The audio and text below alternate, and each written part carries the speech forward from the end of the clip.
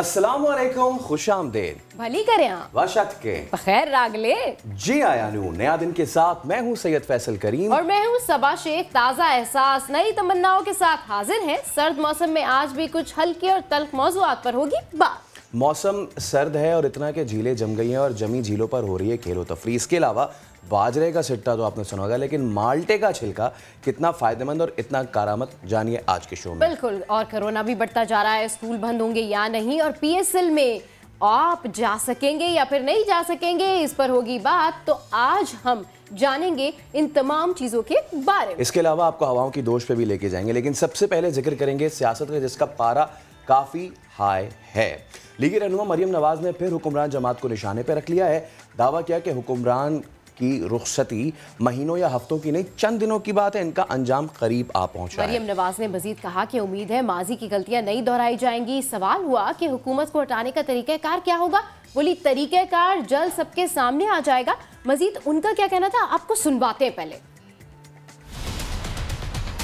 मैं इनके इमरान खान के स्टेटमेंट्स देखती हूँ, वज़रा के जो स्टेटमेंट्स आते हैं, उससे मुझे ये साफ लगता है कोई पैनिक सिचुएशन है। इनका जो अंजाम है वो बहुत करीब है। मुझे ये महीनों और हफ्तों की नहीं, चंद दिनों की बात नजर आ रही है। तरीक़ाकार भी आ जाएगा सामने। पाकिस्तान के अवाम को तारीख की बदतरीन नालायकी से जितनी जल्दी निजात दिलाई जाए उतना पाकिस्तान के हक में अच्छा है, क्योंकि पाकिस्तान अब ये हुकूमत एक दिन के लिए भी अफोर्ड नहीं कर सकता। मुझे उम्मीद है कि जो गलतियां माजी में हुई हैं वो नहीं दोहराई जाएंगी। कोयटा में हजारा बरादरी की लाशों का मामला हो, उनको कहा गया कि मैं ब्लैकमेल नहीं हूँगा, और यहाँ पर 36 घंटे लोग बर्फबारी में दबे रहे। बर्फबारी में उनकी कब्रें बन गईं, किसी के कान पे जूं तक नहीं रेंगी। लोग मदद के लिए पुकारते रहे मरी में। तो मुझे तो ये इंतजार था कि इमरान खान साहब भी शहबाज शरीफ साहब से बूट मांग के बर्फ में जाएंगे और लोगों को बताएंगे कि मैं आपका खिदमत गुजार हूँ, आपके सामने खड़ा हूँ। हीटेड कमरों में सोए रहे आप लोग, वहाँ मरते रहे, आपको मदद के लिए पुकारते रहे, आप वहां नहीं पहुंचे, और आपके पास सियासत के लिए टाइम है। बड़े अफसोस की बात है। नवाज शरीफ के मेडिकल बोर्ड ने महकमा सेहत पंजाब को जवाब जमा करा दिया। जवाब में कहा गया है कि नवाज शरीफ की सेहत से मुतालिक दिए गए दस्तावेजात नामुकम्मल है। सिर्फ एक डॉक्टर की तहरीर भेजी गई है और तहरीर के साथ किसी बैनुल-अक़वामी इदारे की तिब्बी रिपोर्ट भी नहीं थी। न ही नवाज शरीफ के कार्डियक और दीगर अमराज की रिपोर्ट्स भेजी गई हैं। बोर्ड ने मेडिकल रिपोर्ट्स के बगैर नवाज शरीफ की मौजूदा सेहत पर राय देने से भी इनकार कर दिया है। तो इस सब पे हम बात करेंगे। पाकिस्तान तहरीक इंसाफ से MNA कंवल शौकत साहब हमारे साथ मौजूद हैं। कंवल साहबा, बहुत शुक्रिया नया दिन को वक्त देने के लिए। सबसे पहले तो जो हमने पहले जिक्र किया था, मरियम नवाज का दावा, उन्होंने कहा है कि हुक्मरान की रुखसती अब महीनों या हफ्तों की नहीं, चंद दिनों की बात है। तो आपको पता है कितने दिनों की बात है? जी बिस्मिल्लाहिर्रहमानिर्रहीम। मेरे ख्याल में 8 दिसंबर की सारों को स्पीच याद होनी चाहिए। आर होगा और पार होगा, फिर 13 दिसंबर, 14 दिसंबर, 31 दिसंबर, फिर पूरा पिछला साल ही गुजर गया 2021 का। तो इस किस्म के दावे तो वो बेचारी जब से हुकूमत आई है उस दिन से कर रही हैं। तो दावों के पीछे कोई ना कोई हिस्ट्री होनी चाहिए, कोई हकाइक होने चाहिए।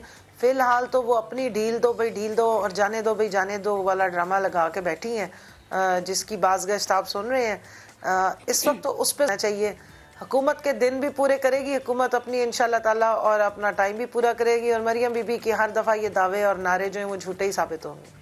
अच्छा, मरियम नवाज के मुताबिक नवाज शरीफ जल्द वापस आ जाएंगे, वक्त का तयन नून लीग करेगी। तो जब वक्त का तयन नून लीग नहीं करना है तो फिर इसका मतलब ये है कि हुकूमत नवाज शरीफ को वापस लाने में तो नाकाम होगी। मैडम देखिए जी, नवाज शरीफ वापस आएंगे तो बड़ी अच्छी बात है। वो यहाँ से दौड़ के गए हुए हैं, वो मफरूर हैं, वो यहाँ इश्तिहारी मुलजिम है, बल्कि मुजरिम है, कन्विक्टेड मुजरिम है और इश्तिहारी हैं, जो इस्लामाबाद हाई कोर्ट ने उनको डिक्लेयर किया और उनको वो यहाँ जो है वो चाहते हैं कि वापस आए। वो यहाँ दरकार हैं और झूठ बोल के गए हैं। उनके भाई ने एक एफिडेविट जमा कराया था अदालत में और अदालत का एक मजाक उड़ाया। मरियम बीबी और इनकी पूरा जो स्पोक्स पर्सन का टोला था, जिसमें दूसरी मरियम बीबी और बाकी डॉक्टर अदनान समेत उनकी रोज़ प्लेटें कभी ढीली होती थी कभी टाइट होती थी, उसके बारे में बात करते थे। तो उससे आपको अंदाज़ा हो जाना चाहिए कि पूरी टीम ही झूठों की है। जहाँ तक हुकूमत की बात करें तो देखें, हमारा उनके साथ एक्स्ट्राडिशन ट्रीटी जो है उस पर कोई ख़ास टर्म्स नहीं थी, अब वो जारी हैं। कल भी शेख रशीद साहब जो इंटीरियर मिनिस्टर हैं, उनके साथ क्रिश्चियन टर्नर जो यहाँ पे एम्बेसडर हैं यूके के, उनसे बातचीत हुई है और 5 वजारतों ने मिल के इस पे बात की है कि किस तरीके से आपके जो मुजरिम और मुलजिम है उनकी एक्सचेंज होनी चाहिए यूके और पाकिस्तान के दरमियान में, जो एक्स्ट्राडिशन उनकी ट्रीटी है उस पर। तो इंशाल्लाह हुकूमत तो पूरा काम करी और आगे से लोगों के इस तरह के मफरूर और जो आदि मुजरिम है जो चोरियाँ करते हैं और हुकूमतें करने के लिए झूठ बोल के नारे दावे करते हुए वापस आ जाते हैं, लेकिन जब लूट खसूट कर लें और अदालतों में उनके केस चल रहे हैं तो यहाँ से झूठ बोल के चले जाते हैं। तो इसलिए इन सारे दावों का ये धरे के धरे रह जाएंगे। वापस आना तो अब ठहर गया है, क्योंकि कहाँ कहाँ जाके मुंह दिखाएंगे जब पासपोर्ट ही नहीं है पाकिस्तानी। तो देखते हैं कि अब कहाँ जाएंगे और कहाँ जाके असाइलम सीख करते हैं। वैसे तो ये बड़ी शर्मिंदगी की बात होगी कि अगर पाकिस्तान के मुजरिमों को दूसरे ममालिक जो है वो पनाह दे, इनको चाहिए आए आके अपने आप को क्लियर कराएं और अपनी इन अदालतों से को आके रसीदें जमा कराएं अपनी उस लूटी हुई दौलत की और अपने आप को क्लियर करा लें। तो हमारा इनसे कोई नज़रिया या कोई हमारा इनसे कोई इख्तलाफ नहीं होगा, लेकिन जब तक क्लियर नहीं कराएंगे तब तक तो ये अदालतों के मुजरिम भी हैं और इश्तिहारी भी हैं। तो मैम ऑल सेड, आपने तनकीद भी कर दी, सारा कुछ कर दिया, लेकिन अब सवाल ये है कि जो नवाज़ शरीफ का मेडिकल बोर्ड था उसने महकमा सेहत पंजाब को जवाब जमा करा दिया है। 2 साल बाद भी नवाज़ शरीफ की सेहत पर दिए गए दस्तावेज़ात मुकम्मल नहीं हैं, सिर्फ एक डॉक्टर की तहरीर भेजी गई। क्या आपको अब भी यकीन है कि जब नवाज़ शरीफ साहब गए थे तो पंजाब हुकूमत की बनाई गई रिपोर्ट्स दुरुस्त थी? बिल्कुल गलत थी जी। उस वक्त भी उन्होंने झूठ ड्रामा किया था और उसके बाद वो मुस्तकिल झूठ ड्रामा कर रहे हैं। उसके बारे में तो शहबाज गिल साहब ने बता दिया था कि जो रिपोर्ट का सैंपल जिस बेस पे बनता है वो टेक्नीशियन ने उसमें टेम्परिंग की थी और एक गलत रिपोर्ट जो है वो जारी की थी, जो डॉक्टर्स ने देख के फैसला किया था। क्योंकि देखिए टेस्ट जो है वो लेबॉर्ट्री में टेक्नीशियन करते हैं, वो डॉक्टर्स नहीं करते हैं। और डॉक्टर्स जो डिसीजन करते हैं वो कोई भी लेबॉर्ट्री की जो टेस्ट की रिपोर्ट होती है उसको देख के करते हैं। उसके हिसाब से तो उनके प्लेटलेट्स बिल्कुल ख़त्म थे, लेकिन जैसे ही एयरपोर्ट देखा, जैसे ही जहाज़ देखा, कतर का जहाज़ देखते ही उनका चेहरा भी लाल हो गया और प्लेटलेट्स भी वापस आ गए। और वहाँ जाके तो फिर क्या पोलो, तो क्या नवासे की शादियाँ, तो क्या जनाब कॉफ़ियाँ, तो क्या कॉन्स्पिरेसी थ्योरियाँ, तो क्या अफ़गानियों के साथ मुलाकातें जो पाकिस्तान को गालियाँ निकालती हैं। और दुनिया जहान की साजिशों में माशाल्लाह से मियाँ नवाज शरीफ साहब जो हैं वो मुलव्वस पाए जा रहे हैं बमै अपने टोले के। तो ये पाकिस्तानी अवाम को आँख खोलने और उनकी आंखों से धूल हटाने का बहुत ये क्या कहते हैं बहुत बड़ी मिसाल है कि ये झूठों का टब्बर है और चोरों का टब्बर है और हमेशा झूठ बोल के यहाँ से जाते हैं। जो ये कहते थे कि हम मर जाएंगे, बल्कि नवाज शरीफ कहता था कि मैं मर जाऊंगा अगर नवाज शरीफ जो है वो पाकिस्तान छोड़ के नहीं जाएगा।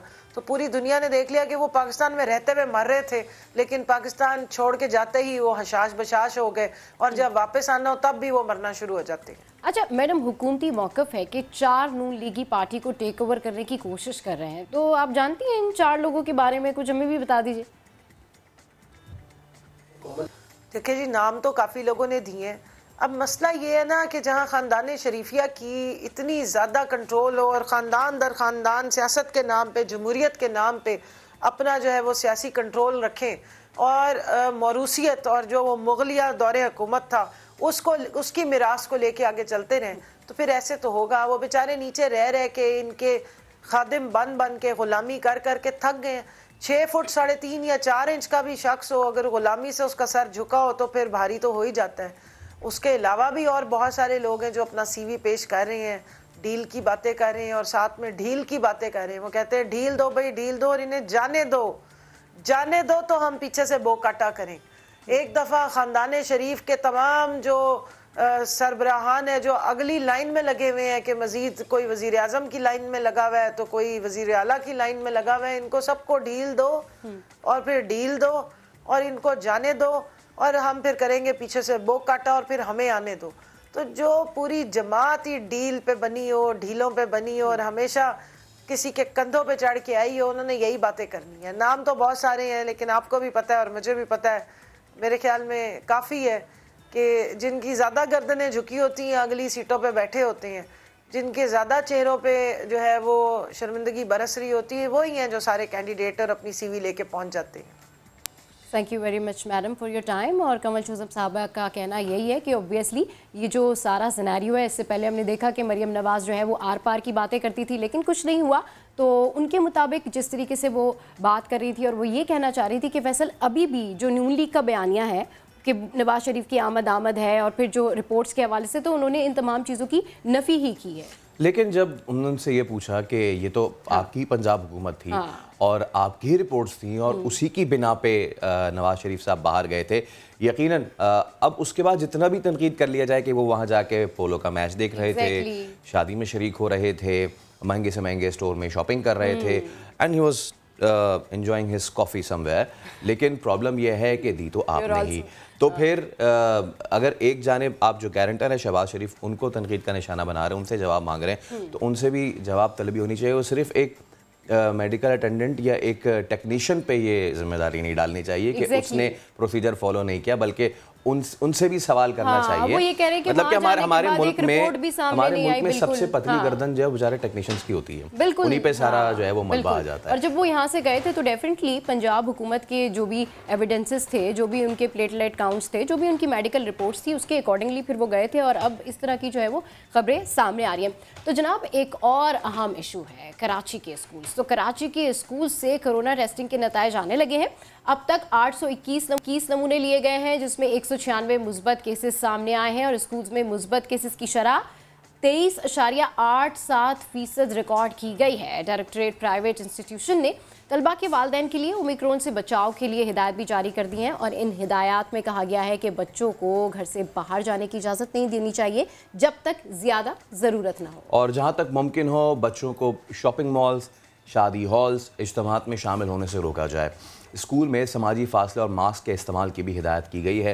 हिदायत में यह भी कहा गया है कि हुकूमत चाहती है कि तालीमी इदारे खुले रहें और तालीम का अमल बगैर किसी तातुल जारी रहे, इसलिए वालिदैन बच्चों की सेहत का ख्याल रखें। लेकिन क्या सिर्फ बच्चों की सेहत का ख्याल रखना है? स्कूल में सिर्फ बच्चे आते हैं और दीगर स्टाफ जिस वैन से वो आ रहे हैं, उस वैन का ड्राइवर अगले दिन पता नहीं कहाँ होकर आ रहा है। It's a huge issue. तो इसी पे हम बात करते हैं chairman private school association Tariq Shah आज सुबह तशरीफ लाए हमारे पास। तारिक भाई अस्सलाम वालेकुम, बहुत शुक्रिया सर आपका। मुझे बताइएगा कि ये जो हुकूमत ने एसओपीज़ बताई हैं कि जी आप, मतलब मुझे लग रहा है कि ठीक है वालिदैन की जिम्मेदारी है अव्वलीन कि वो बच्चों को शादी में भी जाने से रोकें और गैर ज़रूरी जगहों पर जाने से रोकें, लेकिन क्या सिर्फ बच्चे आते हैं स्कूल में? What about the other staff? नहीं, बिल्कुल देखें, ये तो ऑब्वियसली पेरेंट्स के लिए एक सर्कुलर जारी किया गया था। टीचर्स और स्कूल इंतज़ामिया के लिए एक अलग इंस्ट्रक्शंस दी गई हैं कि वो वैक्सीनेटेड होंगे। फ़र्स्ट फेज़ में तो उन्हीं को बाउंड किया गया था कि वैक्सीनेटेड स्टाफ होगा और रेगुलरली जो है वो अपने आप को मॉनिटर करते रहेंगे, और अगर कोई टीचर कोई फीवर में मुब्तला होता है या ज़्यादा उसको फ्लू हो रहा होता है तो वो ख़ुद से ही आइसोलेट हो जाता है वो स्कूल के अंदर। ये तो पहले से ही SOPs जारी हैं। और सैनिटाइज़ करना स्कूल को बार बार, और स्कूल में एंटर होते हुए टेम्परेचर सेंसर, मास्क को मेक श्योर कराना, ये सब चीज़ें तो हो ही रही हैं स्कूल्स के अंदर। और अब एक और नई SOPs जो जारी किए गए हैं उसमें तो ये भी है कि 12 एंड अबव जो बच्चे हैं एज में, उनको वैक्सीनेटेड होना ज़रूरी है। तो इस वीक तक तमाम स्कूल्स की डेडलाइन मुकम्मल हो जाएंगी, तो नेक्स्ट वीक से जो वही स्कूल में बच्चे आएंगे जो वैक्सीनेटेड होंगे। एक सफिशिएंट टाइम पेरेंट्स को दिया गया है ताकि वो कन्वीनियंटली अपने बच्चों को वैक्सीनेट कर लें। अच्छा, स्कूल्स में भी ऐसी है कि वहाँ भी वैक्सीनेशन सेंटर्स? बिल्कुल। अगर ऐसा हो जाए तो बहुत बेहतर हो जाएगा। लेकिन प्रेफरेबली हमारी तो सजेशन यही है कि पेरेंट्स के साथ जाकर बच्चे खुद लगवा लें, ताकि एक कन्वीनियंस होती है, एक पेरेंट को एतमाद होता है कि मैंने अपने सामने लगवाया। वरना स्कूल्स के अंदर तो बाय फोर्स भी ऑर्डर्स आ गए कि वहाँ लगवाए जाएंगे।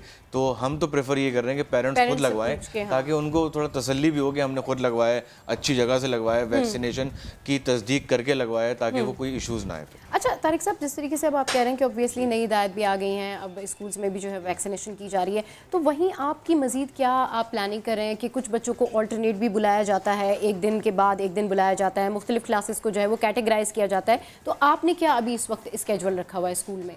देखिए, अभी तो एक खुशाइन बात तो यही है कि हम शुरू में यही कहते रहे कि स्कूल्स को प्रायोरिटी दी जाए, बाकी जगहों पे बच्चों को रोका जाए। देखिए अच्छी बात है कि आज सुबह एक सर्कुलर जारी कर दिया गया जिसके अंदर बच्चों को बाकी जगहों से रोक दिया गया। अब जहाँ तक स्कूल्स की बात है तो वहाँ पर ऑब्वियसली अगर हम ये महसूस करेंगे या गवर्नमेंट हमें ये कहेगी कि बहुत ज़्यादा कोविड आउटब्रेक हो चुका है और इस वक्त कोई ना कोई स्ट्रिक्ट SOPs लानी पड़ेंगी, तो हमारे पहले भी ये रूटीन रहा है कि हम ऑल्टरनेट डेज बच्चों को बुलाते थे, हाइब्रिड मेथड रखते थे कि बच्चे आधी क्लास के बच्चे जो हैं वो ऑनलाइन पढ़े होते थे, आधे फिजिकली आकर पढ़ रहे होते थे।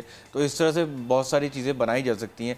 डिस्टेंस लर्निंग की गई थी, वंस इन अ वीक बच्चों को बुलाया गया जो बहुत कोविड आउटब्रेक हो चुका था। तो ये चीज़ें पहले से बनी हुई हैं, लेकिन एज पर सिचुएशन उसके हम SOPs लाते जाएंगे। एज पर सिचुएशन SOPs लाते जाएंगे। अच्छा ये बताइए, ओवरऑल जो एजुकेशन हमारा सिस्टम है उसमें हम देखते हैं कि ऑनलाइन बहुत ज़्यादा क्लासेस हुई हैं, प्रीवियस ईयर में भी, लास्ट ईयर भी, और अभी तक भी यही सजेशन सामने आता है कि अगर केसेस ज़्यादा राइज हो रहे हैं तो फिर आप ऑनलाइन क्लासेस। कितना फ़र्क पड़ा है स्टूडेंट्स की एजुकेशन पे कंपैरेटिवली कि वो एक जगह बैठ के एक गैदरिंग के अंदर, प्रॉपर एटमॉस्फेयर के अंदर स्कूल में अपनी क्लास में पढ़ते हैं या फिर ऑनलाइन? कितना डिफरेंस है और कितना इससे नुकसान हुआ है, या आपको लगता है नहीं इट्स ओके ऑनलाइन भी वही तमाम चीज़ें? Because it's the new era of, बिल्कुल न्यू एरा तो है, लेकिन मसला ये है कि लोग पुराने और जो है वो कोविड में हमें ऑल्टरनेट मेथड्स तो मिले पढ़ाने के, लेकिन इतने इफेक्टिव नहीं रहे, क्योंकि ग्राउंड रियलिटीज़ पे देखें तो ऑनलाइन लर्निंग नज़र तो बहुत अच्छी आती है, लेकिन हमारे यहाँ अच्छा इंटरनेट नहीं होता लोगों के पास, लाइट नहीं होती सबसे ज़्यादा, अच्छे गैजेट्स नहीं होते, ऑब्वियसली सबके खर्चे होते हैं और हर कोई इसको बेयर नहीं कर सकता। और इसमें एक तो सबसे मुश्किल बात कि बच्चा उस लैपटॉप के आगे बैठ के कंसंट्रेशन से पढ़ता रहे, ये सबसे बड़ा टास्क होता है पेरेंट्स के लिए ऑब्वियसली। जी बिल्कुल। तो ये तो बिल्कुल नाकाम है, हम तो ये समझते हैं, और ये बहुत वर्स्ट सिनेरियोज के अंदर शायद हमें अपनाना पड़े, लेकिन इससे डिजास्टर्स इफेक्ट हुए हैं बच्चों को। अच्छा ये चीज़ हमने तारिक साहब महसूस की है कि हर जो कैलामिटी आती है, हर डिजास्टर आता है, उस सिक्के का दूसरा रुख अगर देखें तो अपने साथ एक अपॉर्चुनिटी लेकर आता है। जब हम हेल्थ सिस्टम्स की बात कर रहे थे, हमें 2 साल से हम यही सुन रहे हैं कि हमारा हेल्थ सिस्टम इनफ नहीं है, इनफ नहीं है, इनफ नहीं है। तो भाई 2 साल में अब हमें इस पेंडेमिक ने ये बता दिया है कि आपका हेल्थ सिस्टम इनफ नहीं है, तो हम उसको ठीक कर लें। इसी तरीके से हमारा एजुकेशन सिस्टम, जब इस तरह की कोई कैलामिटी आ गई बाहर दुनिया में, पूरी दुनिया में, जैसे कि आपने कहा कि दुनिया सिंक हो चुकी है डिस्टेंट लर्निंग कॉन्सेप्ट और अपने न्यू गैजेट्स, हमारे पास हमें कितना टाइम मजीद लगेगा कि हम इससे सिंक हो जाएं?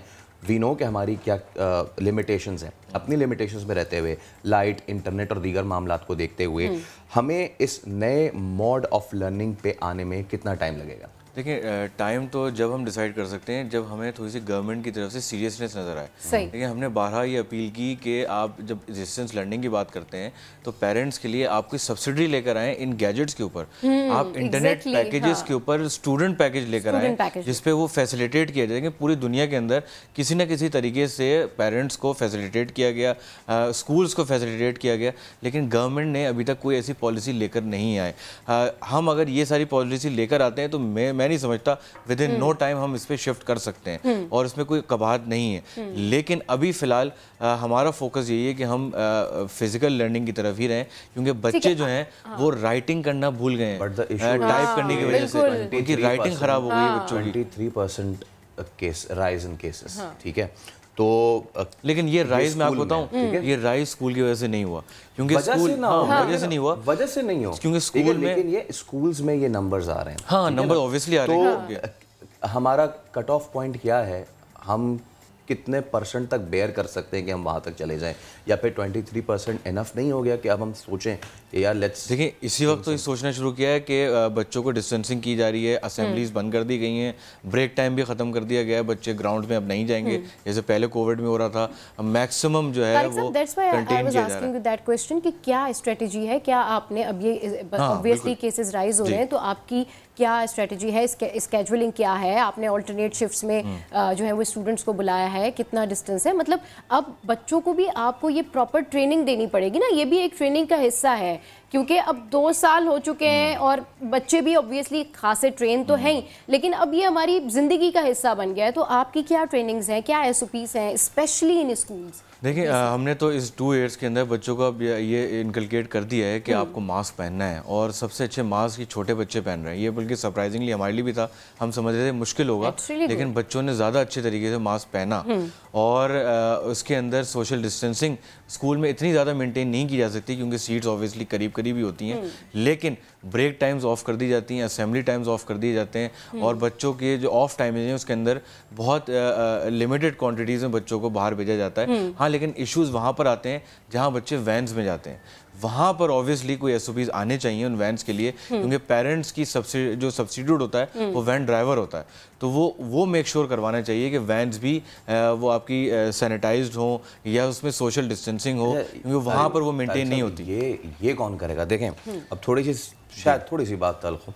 हमने अपने जब स्कूल में इन वैन्स में सफ़र किया था तो वो वैन्स और वो वैन ड्राइवर स्कूल का पार्ट होते थे। सही। अब आउटसोर्स हो गए मामला, ठीक है ना, इसके पीछे क्या अवाम कार फरमाई ये तो अलग बात है, लेकिन वो आपकी डोमेन में नहीं आते, आउटसोर्स है, प्राइवेट किए हुए हैं, वो हुकूमत की डोमेन में नहीं आ रहे, वो किसकी डोमेन में आ रहे हैं? उनको कौन सैनिटाइज करेगा? उनकी बसों में आके कौन स्प्रे करेगा? खुद से तो नहीं कराते, वो 2-2 महीने फीस लेने वाले खुद से तो नहीं कराएंगे। देखिए सैनिटाइज जो है ना, जो गवर्नमेंट इनके अंडर में आते हैं, मतलब गवर्नमेंट के अंडर में वैन ड्राइवर्स आते हैं, ट्रैफिक जो डिपार्टमेंट है DIG ट्रैफिक उसके अंडर में आएंगे ये, वहाँ पर ये पॉलिसीज़ लाई जा सकती हैं। जब CNG सिलेंडर्स पे पाबंदी के लिए वैन्स को रोका गया था, चेकिंग्स की गई थी, तो फिर इस काम के लिए भी सर, इस काम के लिए तो डेफिनेटली हो सकता है, बट आप ऑब्वियसली स्कूल में हैं, आपके स्टूडेंट्स हैं, अगर आपके स्टूडेंट्स इफेक्ट होंगे, वो चाहे वैन से हो या वो बाहर लॉजिस्टिक डिपार्टमेंट के जो भी मसाइल हों, अंदर आके आपके स्कूल के अंदर वो दूसरे बच्चों को भी इफेक्ट कर सकते हैं। तो मेरे ख्याल में आपको इस चीज़ को मेक श्योर करना चाहिए, जो आपके वैन ड्राइवर्स हैं, लॉजिस्टिक डिपार्टमेंट है, उसको आपको एक SOP देनी चाहिए, गाइडलाइंस देनी चाहिए, SOPs तो बिल्कुल या फिर आपकी अपनी पॉलिसी इतनी मेंटेन्ड हो कि जो आ रहे हैं वो कम तादाद में बच्चे स्कूल आएँ और उनकी शिफ्ट्स हों, ऑल्टरनेट हों, या फिर उनके गैप्स हों। यही देखिए बहुत सारे स्कूल्स जो ऑनलाइन कर सकते थे, जिनके पेरेंट्स ऑनलाइन पे जा सकते हैं, वो एक सर्टेन क्लास है तो वो तो ऑनलाइन जा चुकी है, ये मैं आपको बता दूं, वो ऑनलाइन पे जा चुके हैं, हाइब्रिड मेथड पे भी जा चुके हैं वो तो हो ही रहा है। लेकिन हाँ, जहाँ पर पेरेंट्स नहीं कर सकते, जो चाहते हैं फिजिकली जाए, तो वहाँ पर ऑब्वियसली आने वाले वक्तों में इसकी SOPs भी आ जाएंगी कि शायद ऑल्टरनेट पे हो, क्योंकि उस पर गौर जारी है कि शायद 3 days a week बच्चों को बुलाया जाएगा। अच्छा। तो ये होगा with the passage of time, अगर कोविड पे कंट्रोल नहीं हो सका तो। लेकिन वैसे 23.8% ऑब्वियसली बहुत ज़्यादा है जब हम स्कूल की बात करते हैं। तो क्या सिंध गवर्नमेंट ने कोई राब्ता किया है आपसे कि जी अगर आप कुछ सोच रहे हैं तो हम आपको अपना कोई लाएमल देते हैं? जी बिल्कुल, सिंध गवर्नमेंट के साथ हम फुली इंटैक्ट हैं, फुली ऑन बोर्ड हैं। कमिश्नर कराची की भी मीटिंग हुई थी और अभी मिनिस्टर एजुकेशन की भी मीटिंग हुई थी, तो ये सब चीज़ों पर गौर किया गया है और NCOC की गाइडलाइंस पे भी अमल दरामद कराया जा रहा है। तो सब चीज़ों को देखते हुए अभी 23 है, हम तो इस उम्मीद पर हैं कि शायद ये वापस आए, क्योंकि अब चीज़ें स्ट्रिक्ट हो रही हैं। तो लेकिन इस पर मैं आपको बताऊँ, लेकिन सिर्फ स्कूल्स पे अगर हम SOPs इंप्लीमेंट करते रहेंगे तो शायद चीज़ें कंट्रोल ना हो, हमें बाहर भी निकलना पड़ेगा और रोड्स पे, ग्राउंड्स पे आएगा ही। तो अभी क्या फैसला किया है? क्या अभी तो फैसले एज इट इज चलेंगे, मतलब स्कूल एज इट इज चलेंगे, लेकिन स्ट्रिक्ट SOPs के साथ विद प्रॉपर। 23% कोई मैटर नहीं करता sir, school as it is चलेंगे? नहीं, मैटर करता है, लेकिन देखें और जगहों को बंद किया जाए, ये लास्ट रिजॉर्ट स्कूल होने चाहिए, क्योंकि एजुकेशन वैसे ही बहुत सफर कर चुकी है। बच्चे जो हैं वो एजुकेशन से बहुत दूर हो चुके हैं, मतलब आप समझेंगे 2-3 साल बच्चे पीछे जा चुके हैं। तो मेक श्योर करना है ना कि स्कूल में जितने स्टूडेंट्स आ रहे हैं वो सारे वैक्सीनेटेड हैं, उनका डेटा है प्रॉपर, इसको मेक श्योर कराया जा रहा है। मैंने कहा ना, इस वीक के अंदर हम डेटा कंपाइल करके गवर्नमेंट्स को दे देंगे, और जो बच्चा वैक्सीनेटेड नहीं होगा 12 एंड अबव, उसको स्कूल में आने की इजाजत नहीं होगी, ताकि हम सिक्योर्ड एनवायरनमेंट रखें। वैसे आपने जो एक बात की था, हमने गुफ्तगू का इख्तिताम इसी पे करेंगे। आपने कहा बच्चे सरप्राइजिंगली मास्क बिल्कुल सही पहन रहे हैं, ये बिल्कुल भी सरप्राइजिंग नहीं था, बिकॉज अगर कहीं पे फॉलो हो सकते थे SOPs तो वो स्कूल्स, कॉलेजेस और यूनिवर्सिटीज बिल्कुल थे। लेकिन हमारे अपना, मैं आपको बताऊं, हमारे ये था कि शायद छोटे बच्चे मास्क पहनने में शायद हमें डिफिकल्टी आए उनको, और वो हमें परेशान करें, लेकिन उन्होंने नहीं किया। एक अच्छी बात है, क्योंकि वो डिसिप्लिन है, और हमारे यहाँ बाजार में जाने वाले लोग डिसिप्लिन नहीं है। Thank you so much Tariq साहब, आप तशरीफ लाए। तो 23% स्कूल्स में कोरोना पॉजिटिविटी रेट आ रहा है। तो ऐसे में इस वक्त जो स्कूल एसोसिएशन और गवर्नमेंट का भी यही लायामल है कि क्योंकि एजुकेशन सफ़र हुई इसलिए इसको कंटिन्यू किया जाए, लेकिन तमाम तर SOPs को फॉलो करने के साथ साथ। बिल्कुल। तो नया दिन में यहाँ वक्त है ब्रेक का, और ब्रेक के बाद जब वापस आएंगे तो दीगर अहम मौज़ूआत पर करेंगे बात। Stay with us.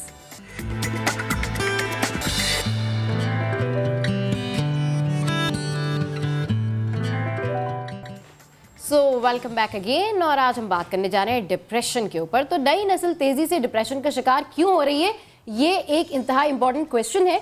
पाकिस्तान के मुख्तलिफ शहरों में डिप्रेशन के मरीजों की शरह 22 से 60% तक नोट की गई है, और जो ज़्यादा आबादी वाले शहरों जैसे कि कराची, लाहौर, वहाँ पर ये जो शरह है ये बहुत बुलंद तरीन है। और एक अप्रॉक्सीमेटली आइडिया के मुताबिक जहनी अमराज की शरह अगर इसी तरह बढ़ती रही तो 2050 तक पाकिस्तान जहनी मसाइल और बीमारियों के हवाले से आलमी रैंकिंग में 6ठे नंबर पर होगा। It's really shocking fact. ताहम अगर देखा जाए तो डिप्रेशन और एंग्जाइटी दरअसल पागलपन नहीं है, बल्कि एक जहनी दबाव है जो आलमी सतह पर भी एक बहुत बड़ा मसला है, और ख़ास तौर पे कुछ लोगों को पता भी नहीं चलता, अंदाज़ा भी नहीं होता, और वो इस चीज़ से गुजर रहे होते हैं। आज हम ये जानने की कोशिश करेंगे कि आखिर डिप्रेशन, जहनी दबाव या एंग्जाइटी क्या है, इससे छुटकारा कैसे मुमकिन है। हमारे साथ डॉक्टर ताहा साबरी मौजूद हैं, उनको वेलकम करते हैं। डॉक्टर साहब, thank you so much for your time. और सबसे पहले ही ये चीज़ कि अपकमिंग जनरेशन, न्यू उनमें ये चीज़ कैसे परवान चढ़ रही है, और हम तो ये समझते हैं कि नौजवान जो नस्ल है वो इंथुजियास्टिक होती है, एक्साइटेड होती है, लेकिन क्या मामलात हैं, किन वजूहात की बिना पे तमाम तर अवामिल जो हैं उनमें बढ़ते नज़र आ रहे हैं? तो जैसे वक्त गुजर रहा है, हमारे मुल्क की माशी हालात ख़राब हो रहे हैं और हमारी पॉपुलेशन बहुत बढ़ती जा रही है। उसकी वजह से क्या हो रहा है कि कंपटीशन बढ़ता जा रहा है। अब ये है कि पहले लेट्स से 70s 80s में नौकरियां ज़्यादा थीं, लोग कम थे। अब एम्प्लॉयमेंट के बहुत सारे मसले आने शुरू हो गए। अब तो इसकी वजह से क्या हो रहा है कि जो हमारी नौजवान नस्ल है इस ज़माने में उन पर बहुत सारे प्रेशर्स हैं, बहुत सारे प्रेशर्स हैं। तो एक प्रेशर है, एक तो पढ़ाई का प्रेशर कि उनको एक अचीव करना है ताकि वो उनको एक जो नौकरी मिल पाए ताकि कमा पाएँ, और उसमें फिर एक तो ख़ानदान का प्रेशर भी है, फिर एक माशरती प्रेशर भी है। तो उसकी वजह से बहुत टेंशन हमें आ रहे हैं। फिर दूसरा है कि जो पहले माँ बाप के साथ ताल्लुकात होते थे, क्योंकि माँ बाप को भी अब ज़्यादा काम करना पड़ रहा है टू मेंटेन द लाइफस्टाइल, पैसे कमाने के लिए, तो माँ बाप भी वक्त नहीं गुजार पा रहे बच्चों के साथ, तो वो रिलेशनशिप कायम नहीं हो पा रही। और जो रिलेशनशिप हो भी रही है वो सिर्फ प्रेशर की है कि बस ये करो वो करो। तो इन सब वजूहात की वजह से बच्चे अब इन ज़हनी परेशानी वगैरह मुब्तला हो रहे हैं। और फिर एक और भी चीज़ कहता हूँ, सोशल मीडिया। सोशल मीडिया का सबसे बड़ा मसला है कंपैरिजन बहुत करते हैं।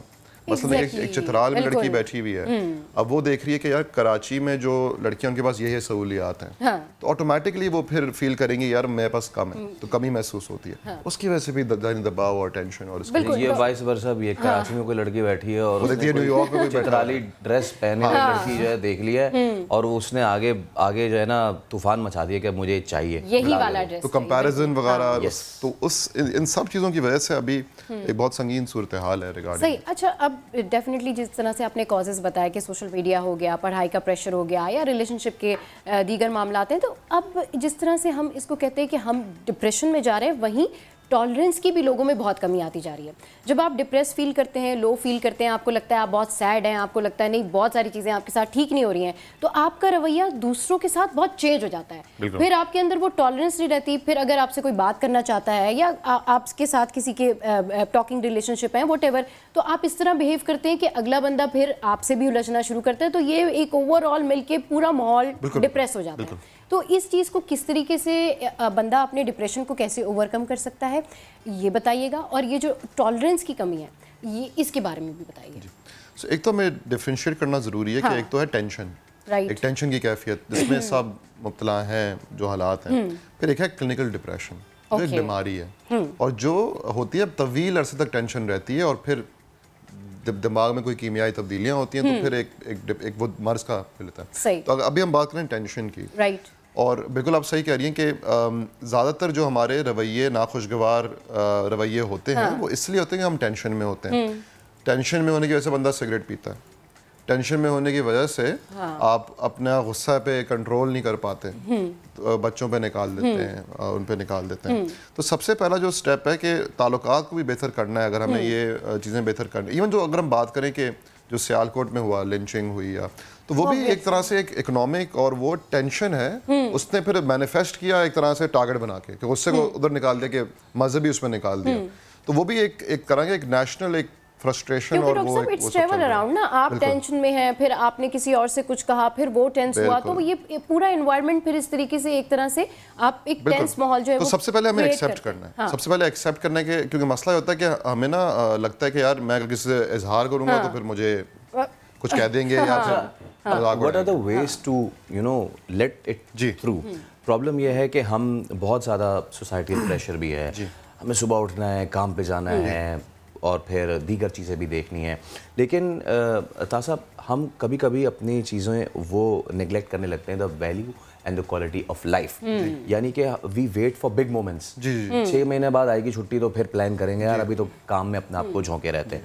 वो हफ्ते का एक दिन, उस एक दिन का आधा जो है वो टाइम या 1 घंटा भी अगर हमें मैसर आ जाए अपने दिमाग को फ्रेश करने के लिए, और वो डिपेंड करता है कि आप क्या एक्टिविटी करना चाहते हैं। तो मैं चाहूँगा ज़रा देखने वालों को ये बताएं कि आप दुनिया में सिर्फ इसलिए नहीं आए कि आप 9 to 5 काम ही करते रहें, अपने अपने तई अपने हिसाब से लेट्स वैल्यू द लाइफ, और उसके लिए फिर क्या करें हम। बिल्कुल आप सही कह रहे हैं कि हम लोग ना बेसिकली कीड़े मकोड़ों की तरह चल रहे होते हैं, इस तरह एक एंट चल रहे होते हैं एक लाइन में, उसी तरह बस ऑटो पायलट पे चल रहे होते हैं और सोचते नहीं हैं।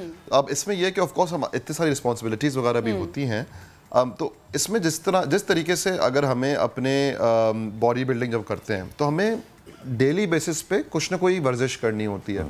उसी तरह अगर हमें अपने दिमाग को फ्रेश रखना है, अगर दिल को सुकून में रखना है, तो हमें डेली बेसिस पे उसकी वर्जिश करनी है। अच्छा, उसकी क्या वर्जिश होती है? दिमाग की क्या वर्जिश होती है कि दिमाग को आप थोड़ा रेस्ट दें। अब रेस्ट का मतलब क्या होता है कि रेस्ट हो सकता है किसी फिजिकल एक्सरसाइज के जरिए, आप कोई ऐसी हॉबी जिसको आपको शौक हो, मसलन कि कोई आपने कुछ लिख लिया, कुछ बना लिया, कुछ दोस्तों के साथ वक्त गुजार लिया, रूहानियत की तरफ अगर आपका है तो फिर मुराकबा, मेडिटेशन, ये सब चीज़ों से बहुत सुकून मिलता है। तो इनसे तो लेकिन इसमें बहुत ज़रूरी है कि इवन जब हम ये चीज़ें कर रहे हैं तो हमारा दिमाग कहीं और होता है। तो ये बहुत ज़रूरी है कि वो आपने 15-20 मिनट दिन में सिर्फ निकालें अपने लिए, वो जो काम करें जो आपको इसका शौक है, और उसमें पूरी तवज्जो दें। चाहे वो कोई गेम खेलना हो, चाहे वो कोई स्पिरिचुअल एक्टिविटी करना हो, चाहे वो किसी अजीज़ से गुफ्तगू करनी हो। तो क्वालिटी ऑफ आवर टाइम हमें बेहतर करना है, और ये हर दिन करना ज़रूरी है, क्योंकि तभी फिर हमारी बिल्कुल we can make our own day. It's up to us कि हम इसको अच्छे दिन से गुजारें, अच्छे मूड के साथ गुजारें या बुरे मूड के साथ गुजारें, क्योंकि दिन तो आपका गुजर जाता है, लेकिन आपको ओवरकम करना होता है अपने मूड के ऊपर, अपने इमोशंस के ऊपर।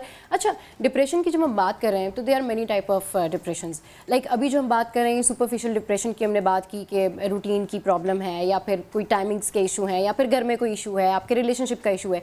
एक हम देखते हैं कि सिवियर डिप्रेशन होता है, जिसमें वेस्ट में भी और इवन पाकिस्तान में भी लोग इतने डिप्रेस होते हैं कि वो फिर साइकेट्रिस्ट के पास जाने लगते हैं, उनको काउंसलिंग की ज़रूरत पड़ती है, एंटी डिप्रेसेंट खाने लगते हैं। तो नॉर्मल डिप्रेशन से ये चीज़ शुरू होकर जाती है, या फिर ये क्लिनिकल टर्म है या क्लिनिकल कॉज है, ये कुछ एक सेपरेट चीज़ है? सो नॉर्मल से शुरू होती है। अच्छा, देखिए, इमेजिन करें अब अभी आप कोई टेंशन महसूस करें। अब टेंशन हो रही है, आपकी भूख मिटनी शुरू हो जाती है, फिर नींद में मसला आने शुरू हो जाते हैं, फिर आपको किसी से बात करने का दिल नहीं चाहता, गुस्सा आना शुरू होता है, चिड़चिड़ाना शुरू होता है। तो ये पहले 1 हफ्ता रहती है, 2 हफ्ते रहती है, 3, फिर 4 हफ्ते बाद और इसकी शिद्दत बढ़ जाती है। अच्छा, और फिर क्या होता है कि आप फिर काम पे नहीं जा पाते, काम के लिए उठ नहीं पाते। फिर आप क्या होता है कि आप किसी से बात नहीं कर सकते, उनको गाली दिए बगैर नहीं कर सकते, मतलब या फिर अपना आप ख्याल नहीं, आप खाना नहीं खा। तो ये ना एक जिस तरह हम तो ये भी क्या होता है कि अगर तवील अरसे तक टेंशन रहे और उसका आप हल ना निकालें, उसका आप इजहार ना करें, किसी से मदद ना लें, तो फिर वो क्लिनिकल डिप्रेशन में तब्दील हो जाती है। अच्छा, ये शेयर ना करने से मतलब अगर आप डिप्रेस हैं और आप किसी से शेयर नहीं करते तो उस वजह से भी ये एंजाइटी होती है क्या? बुनियाद यही होती है। अच्छा। बुनियाद यही होती है कि समझते हैं कि हमारे अंदर नाखुशगवार जज्बात बढ़ते जा रहे हैं, नाखुशगवार ख्यालात बढ़ते जा रहे हैं, और एक तरह से एक बोतल है जो बढ़ती जा रही है, बढ़ती जा रही है, और फिर एक पॉइंट आएगा जब वो मतलब कि ओवरफ्लो हो जाएगी। तो हमें क्या करना है, हमने अपनी टंकी को खाली करना है उसको भरने से पहले, और वो किस तरह इजहार करके, लिख के इजहार करके, किसी अजीज से इजहार करके, और अगर आपकी ज़िंदगी में कोई हमदर्द सुनने वाला नहीं है तो फिर काउंसलिंग, किसी काउंसलर से रुजू करके बिल्कुल। कितनी ही ये इम्पोर्टेंट बात है कि हमारे यहाँ कहते हैं ना कि इससे पहले कि आप एक अच्छे स्पीकर हो, आपको एक अच्छा लिसनर होना बहुत ज़रूरी है। ये यकीनन हमारा जो भी इस चीज़ से गुजरते हैं उनके लिए एक टिप तो ये है कि आप यू टॉक इट आउट, लेकिन जिससे वो बात कर रहे हैं अब माशरे में उन लोगों की भी बड़ी जिम्मेदारी है कि आप बैठें, सुने। Let's start from the home कि वालिदैन को चाहिए कि वो बच्चों को बिठाएं, उनके साथ रोज़ाना आधा घंटा दें कैसे महसूस कर रहे हैं, हाँ क्या चल रहा है। तो ये मैं चाहूँगा कि इस पे ज़रा सबसे पहले पेरेंट्स से हम शुरू करते हैं कि आप पे ही जो है ये बहुत ज़्यादा डिपेंड करता है कि आप भी बच्चों की सुने। बुनियाद वही है क्योंकि हमने यही देखा है कि ज़्यादातर लोग, क्योंकि देखिए मसले और टेंशनें सबकी ज़िंदगी में आती हैं, ज़िंदगी का मकसद ही है, ये इम्तिहान है। लेकिन कुछ लोग उनका मुकाबला कर लेते हैं और कुछ लोग को थोड़ी मदद चाहिए होती है मुकाबला करने के लिए। अब हमने देखा जिन लोगों को थोड़ी मदद चाहिए होती है उनका बुनियादी मसला यही होता है कि घर में घर के हालात मुनासिब नहीं होते, वालिदैन के साथ ताल्लुकात सही नहीं होते, और वही बुनियादी वजह है जिसकी वजह से लोग फिर ज़हनी बीमारियों का शिकार। बिल्कुल, घर से ही जो है वो आपको अपना मूड और अपने जो मामलात हैं वो बेहतर करने चाहिए, अपने ज़हनी नशोनुमा बिल्कुल बिल्कुल। बहुत शुक्रिया डॉक्टर ताहा इस वक्त हमारे साथ मौजूद थे, और डॉक्टर ताहा जा रहे थे, बड़ी ज़बरदस्त उन्होंने बातें बताई हैं कि भाई आप अपने मूड को खुद अच्छा रखिए और टेंशन से बाहर निकलने का तरीका ये है कि आप इसको लेट इट गो कीजिए और फिर अपना अगला काम कीजिए। तो कुछ हम बात कर लेते हैं कुछ मौसम के हवाले से। बलूचिस्तान में बारिशों और बर्फबारी का नया स्पेल शुरू हो गया है। गुज़िश्ता 24 घंटों के दौरान पशीन में 9, कोयटा 8, किला अब्दुल्ला में 5 मिलीमीटर बारिश रिकॉर्ड की जा चुकी है। जबकि अगर हम बात करें ज़ियारत की, किला सैफुल्ला की, मुस्लिम बाग में 1.5 सेंटीमीटर से ज़ायद बर्फ़ पड़ चुकी है, और महकमा मौसमियात के मुताबिक आइंदा 24 घंटे में मज़ीद बारिशें भी हो सकती हैं। फैसल, और बारिश के सबब सिवरेज का जो ख़राब निज़ाम है उससे शहरियों के लिए भी कई सारे मसाइल पैदा कर। वैसे मैं रिक्वेस्ट करूंगा लेट्स हम ज़रा इन नेगेटिव चीज़ों को ज़रा दूर करते हैं और मैं कुछ कुछ पॉजिटिव बात करें मौसम के हवाले से। और जब मौसम अच्छा होता है, बर्फबारी होती है, तो जो पाकिस्तान के शुमाली इलाके होते हैं वो किसी जन्नत से कम नहीं दिखते। और ऐसे में सयाह सिर्फ यहाँ पे बर्फ देखने नहीं जाते बल्कि खेलने भी जाते हैं। अब ये क्या मामला है? विंटर स्पोर्ट्स फेस्टिवल यहाँ 4 चांद लगा देता है। अब ये कहाँ हो रहा है, इस पर हम मजीद बात करेंगे। हमारे नुमाइंदे मंजर शिगरी हमारे साथ मौजूद हैं। मंजर, अस्सलाम वालेकुम। ये तो मुझे कोई यूरोप के मनाजिर लग रहे हैं, कोई स्विट्जरलैंड लग रहा है, मुझे ज़्यूरिख लग रहा है। कहाँ हैं ये और आप कहाँ पे मौजूद हैं? ये कहाँ खेल तमाशा जारी है? जी, मैं इस वक्त मौजूद हूँ गिलगित बल्तिस्तान में। खलती झील है ज़िला गिज़र के अंदर। वहाँ पर ये कोई यूरोप का समा नहीं है, लेकिन कुदरती तौर पे ये जो समा हमें नज़र आ रहा है, ये जो खूबसूरती नज़र आ रही है, वो किसी यूरोपीय मुल्क से भी कम नहीं है। और ये बिल्कुल इस वक्त ये खलती झील जो है वो माइनस टेम्परेचर की वजह से जम गई है, जिसके ऊपर मुकम्मल जम चुकी है, और ऊपर से स्नोफॉल हुआ है, और इस वक्त भी हल्की स्नोफॉल का सिलसिला जारी है, जिसकी वजह से ये और खूबसूरत नज़र आ रही है। तो समा पर ये समा, क्या बात है जनाब। अच्छा मंजर, हमने देखा कि हर साल इस तरह के विंटर स्पोर्ट्स फेस्टिवल का इनेकाद किया जाता है, तो क्या गैर मुल्की सयाह भी यहाँ आते हैं? जी, अगर हम बात करते हैं इस वक्त विंटर स्पोर्ट्स जो है, सरमाई जो खेलों का आगाज़ हो चुका है वो गिलगित बल्तिस्तान के मुख्तलिफ इलाकों में हुआ, और खलती में भी जो है रवा माह के आखिरी हफ्ते में होगा। और इंटरनेशनल चूँकि प्लेयर्स तो नहीं आ रहे, लेकिन जो फॉरेन जो टूरिस्ट है वो इसको देखने के लिए आते हैं। इस वक्त हुंजा के अंदर, गुजाल के अंदर और मुख्तलिफ इलाकों में इस वक्त विंटर जो स्पोर्ट्स है वो जारी है। जबकि नलतर के अंदर जो स्की के मुकाबले होते हैं उसमें भी जो है वो इंटरनेशनल प्लेयर आ जाते हैं। लेकिन ये थोड़ा सा चूँकि इनिशियल स्टेज पे है जो विंटर स्पोर्ट्स है, मुमकिन है इन फ्यूचर जो है वो इंटरनेशनल जो प्लेयर्स हैं वो इस इलाके में ज़रूर आएंगे। अच्छा मंजर, मकामी सतह तक तो बात बिल्कुल ठीक है। हम इससे एक बैनुल-अक़वामी अट्रैक्शन क्यों नहीं बनाते ताकि सिर्फ सयाह ना आए यहाँ पे, खिलाड़ी भी? क्योंकि KPK में तो आपको पता है मालम जब्बा फेस्टिवल, स्कीइंग फेस्टिवल हो गया, तो यहाँ पे क्यों नहीं होता ये? देखिए, अगर हम मुकामी सतह और नेशनल लेवल की बात करें तो चूँकि इंटरनेशनल लेवल पे चूँकि प्लेयर्स को लाना, फिर यहाँ के जो प्लेयर्स हैं उनकी कैपेसिटी को इंटरनेशनल लेवल पे लेकर जाने के लिए काफ़ी जो है वो मुश्किलात है, जिसमें ख़ासकर जो पिछले 2 सालों से कोविड की वजह से ये इश्यूज़ पैदा हो गए थे। चूँकि आमदोरफ्त बंद थी तो कोशिश करने की ज़रूरत है कि उन इलाकों से जहाँ से इंटरनेशनल जो आइस स्केटिंग के जो प्लेयर्स हैं और जो विंटर स्पोर्ट्स में दिलचस्पी लेने इंटरनेशनल जो प्लेयर्स हैं उनको लेकर आने की ज़रूरत है। और इस मामले पे हुकूमत को खुसूसी दिलचस्पी लेनी होगी। जब हुकूमती दिलचस्पी नहीं होगी तो ये काम शायद मुश्किल होगा और इसके लिए काफ़ी लंबा टाइम की ज़रूरत पड़ेगी। बहुत शुक्रिया, आप हमें बता रहे थे खूबसूरत पाकिस्तान की खूबसूरत बातें। तो आज़ाद कश्मीर और गिलगित बल्तिस्तान में बारिश और बर्फबारी का सिलसिला दूसरे रोज़ भी जारी है। आसमान से गिरते गालों ने वादी नीलम, लीपा, बाग और दीगर इलाकों में मौसम मजीद सर्द कर दिया है। ज़िला हुंजा और नगर में वक्फे वक्फे से होने वाली बर्फबारी के बाद शाहराह कराकरम समेत बालाई इलाकों के रास्ते जो हैं वो बंद हो गए। आसमान से गिरते गाले थम न सके, आजाद कश्मीर में बारिश और बर्फबारी। वादी नीलम, लीपा, बाग, रावलाकोट और हवेली के बालाई इलाकों में मौसम मजीद सर्द हो गया। महकमा मौसमियात ने अगले 3 रोज तक शदीद बर्फबारी की पेशगोई की है, जिसके बाद इंतजामिया ने सयाहों को एहतियात की हिदायत कर दी।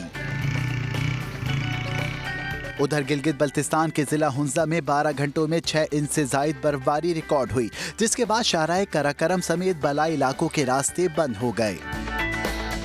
जिला गिजर में मुसलसल तीसरे रोज भी बर्फबारी का सिलसिला जारी है। रास्तों की बंदिश की वजह से खाने पीने की अशिया और ईंधन के हुसूल में लोगों को मुश्किलात का सामना है।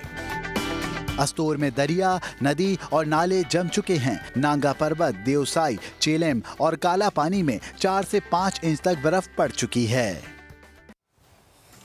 तो क्या ही शानदार नज़ारे हैं और क्या ही ज़बरदस्त और ख़ूबसूरत मंजर है। ये पूरे मुल्क में बर्फ़बारी है और देखिए सबा हमारे पास हमारे मुल्क में हमारे मुल्क पाकिस्तान में इतने अच्छे मौसम हैं, हर तरह का मौसम है। हर तरह के ख़ित्ते में जब इस तरह के मनाजिर देखते हैं तो पहला सवाल ही यही आता है कि हमारे पास जो है वो सहूलियात अगर बेहतर होती तो कितना ही अच्छा होता। सहूलियात होना हो लेकिन हमारे पास खाने पीने की अशिया बहुत सारी हैं। और जैसे मौसम की बात कर रहे हैं, हर मौसम से रिलेटेड कुछ ना कुछ खाने होते हैं। अब सर्दियों की धूप हो, सड़क किनारे लोग हों और माल्टे उनके हाथ में हो तो क्या ही बात है, लेकिन वो माल्टा खाते हैं, छिलका फेंक देते हैं। छिलका फेंक देते हैं और माल्टे के साथ उसका छिलका भी फ़ायदेमंद है। ये बहुत से लोगों को नहीं पता, लेकिन लोगों को इसका जब इल्म होगा तो वो ज़रूरी इन छिलकों को संभाल के रखेंगे, क्योंकि डेफिनेटली ये आपको सजाने संवारने के काम आता है। कई सनतें कायम हो सकती हैं इससे। तो इस पर एक ओवरऑल जो है रिपोर्ट तैयार की है आबिद अली ने। ये रिपोर्ट देखते हैं, फिर इस पर डिस्कस करेंगे।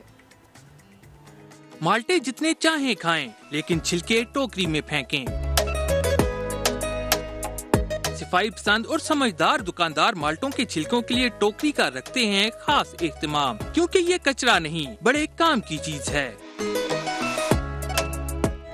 ये छिलके फिर बन जाते हैं कई लोगों का रोजगार। 8-9 बंदे ना दिन में तकरीबन 10-15 मन कटा करते हैं। इन छिलकों से मार्मलेट और मुरब्बा नारंगी ही नहीं और भी बहुत कुछ बनता है। ब्यूटी टिप्स के लिए इसको बहुत यूज किया जाता है, सुखा के भी, वैसे भी चेहरे के दाग धब्बे वगैरह इससे ठीक हो जाते हैं। माल्टा खाते हैं, छिलका इसका फेंक देते हैं, जो एक इंडस्ट्री लग सकती है इसके साथ। दिसंबर से फरवरी तक यहाँ पैदा होने वाले माल्टे के छिलकों से मुफीद मसनूआत की छोटी सनतें लगा दी जाएं तो मुकामी सतह पर रोजगार और खुशहाली के नए रास्ते खुल सकते हैं। कैमरामैन अवैस काजी के साथ आबिद अली, समा, Khanpur.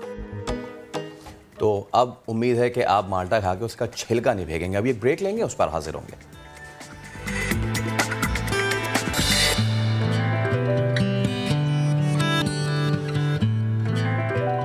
Welcome back. Islamabad high court में एवन फील्ड रेफरेंस में मरियम नवाज की नई बुनियादों पर दरखास्त बरियत। नैब ने मरियम नवाज पर मिसाली हर्जाना करके तौहीन अदालत कार्रवाई की इस्तदा कर दी है। इसकी मजीद तफसीलात जानते हैं समा के नुमाइंदे सुहेल रशीद से। जी सुहेल, अपडेट कीजिए। देखिए, मरियम नवाज की जानिब से नई बुनियादों पर एक दरखास्त बरियत दायर की गई थी, जिसमें उनकी जानिब से साबिक जज इस्लामाबाद हाई कोर्ट के जस्टिस शौकत सिद्दीकी के एक खिताब का हवाला दिया गया था। अब इस पर नैब का जवाब सामने आया और नैब ने यह कहा है कि ये सारा मामला सुप्रीम जुडिशल काउंसिल में तय हो चुका है और सुप्रीम जुडिशल काउंसिल में तय हो चुके मामले पर सुप्रीम कोर्ट ही उसको रिवर्स कर सकता है। अब मरियम नवाज की ऐसी दरखास्त हाई कोर्ट में लाना उनकी मायूसी को जाहिर करता है, लिहाजा उन पर मसाली हर्जाना आयद किया जाए और उनके खिलाफ तौहीन अदालत की कार्रवाई भी शुरू की जाए, क्योंकि उन्होंने इस केस के मॉनिटरिंग जज के ऊपर भी इल्जामात लगाए हैं और इस्लामाबाद हाई कोर्ट में अपनी दरख्वास्त में उन्होंने जो बुनियादें बयान की हैं वो हकायक के मुनाफी हैं और ये अदालत से धोखा दे के मुतरादिफ है, लिहाजा उनके खिलाफ तौहीन अदालत की कार्रवाई भी शुरू की जाए और उनकी अपीलें जो हैं उनको भी खारिज किया जाए और उनकी सजा को बहाल किया जाए। ठीक है, अपडेट करने के लिए शुक्रिया। आजकल ऑनलाइन का ज़माना है और गाड़ी से लेके सब्ज़ी तक सब कुछ ही ऑनलाइन दस्तयाब है। ऐसे में नियाज और दुआ ये ऑनलाइन होने से कैसे बच जाती, ये भी हो गई है कैसे?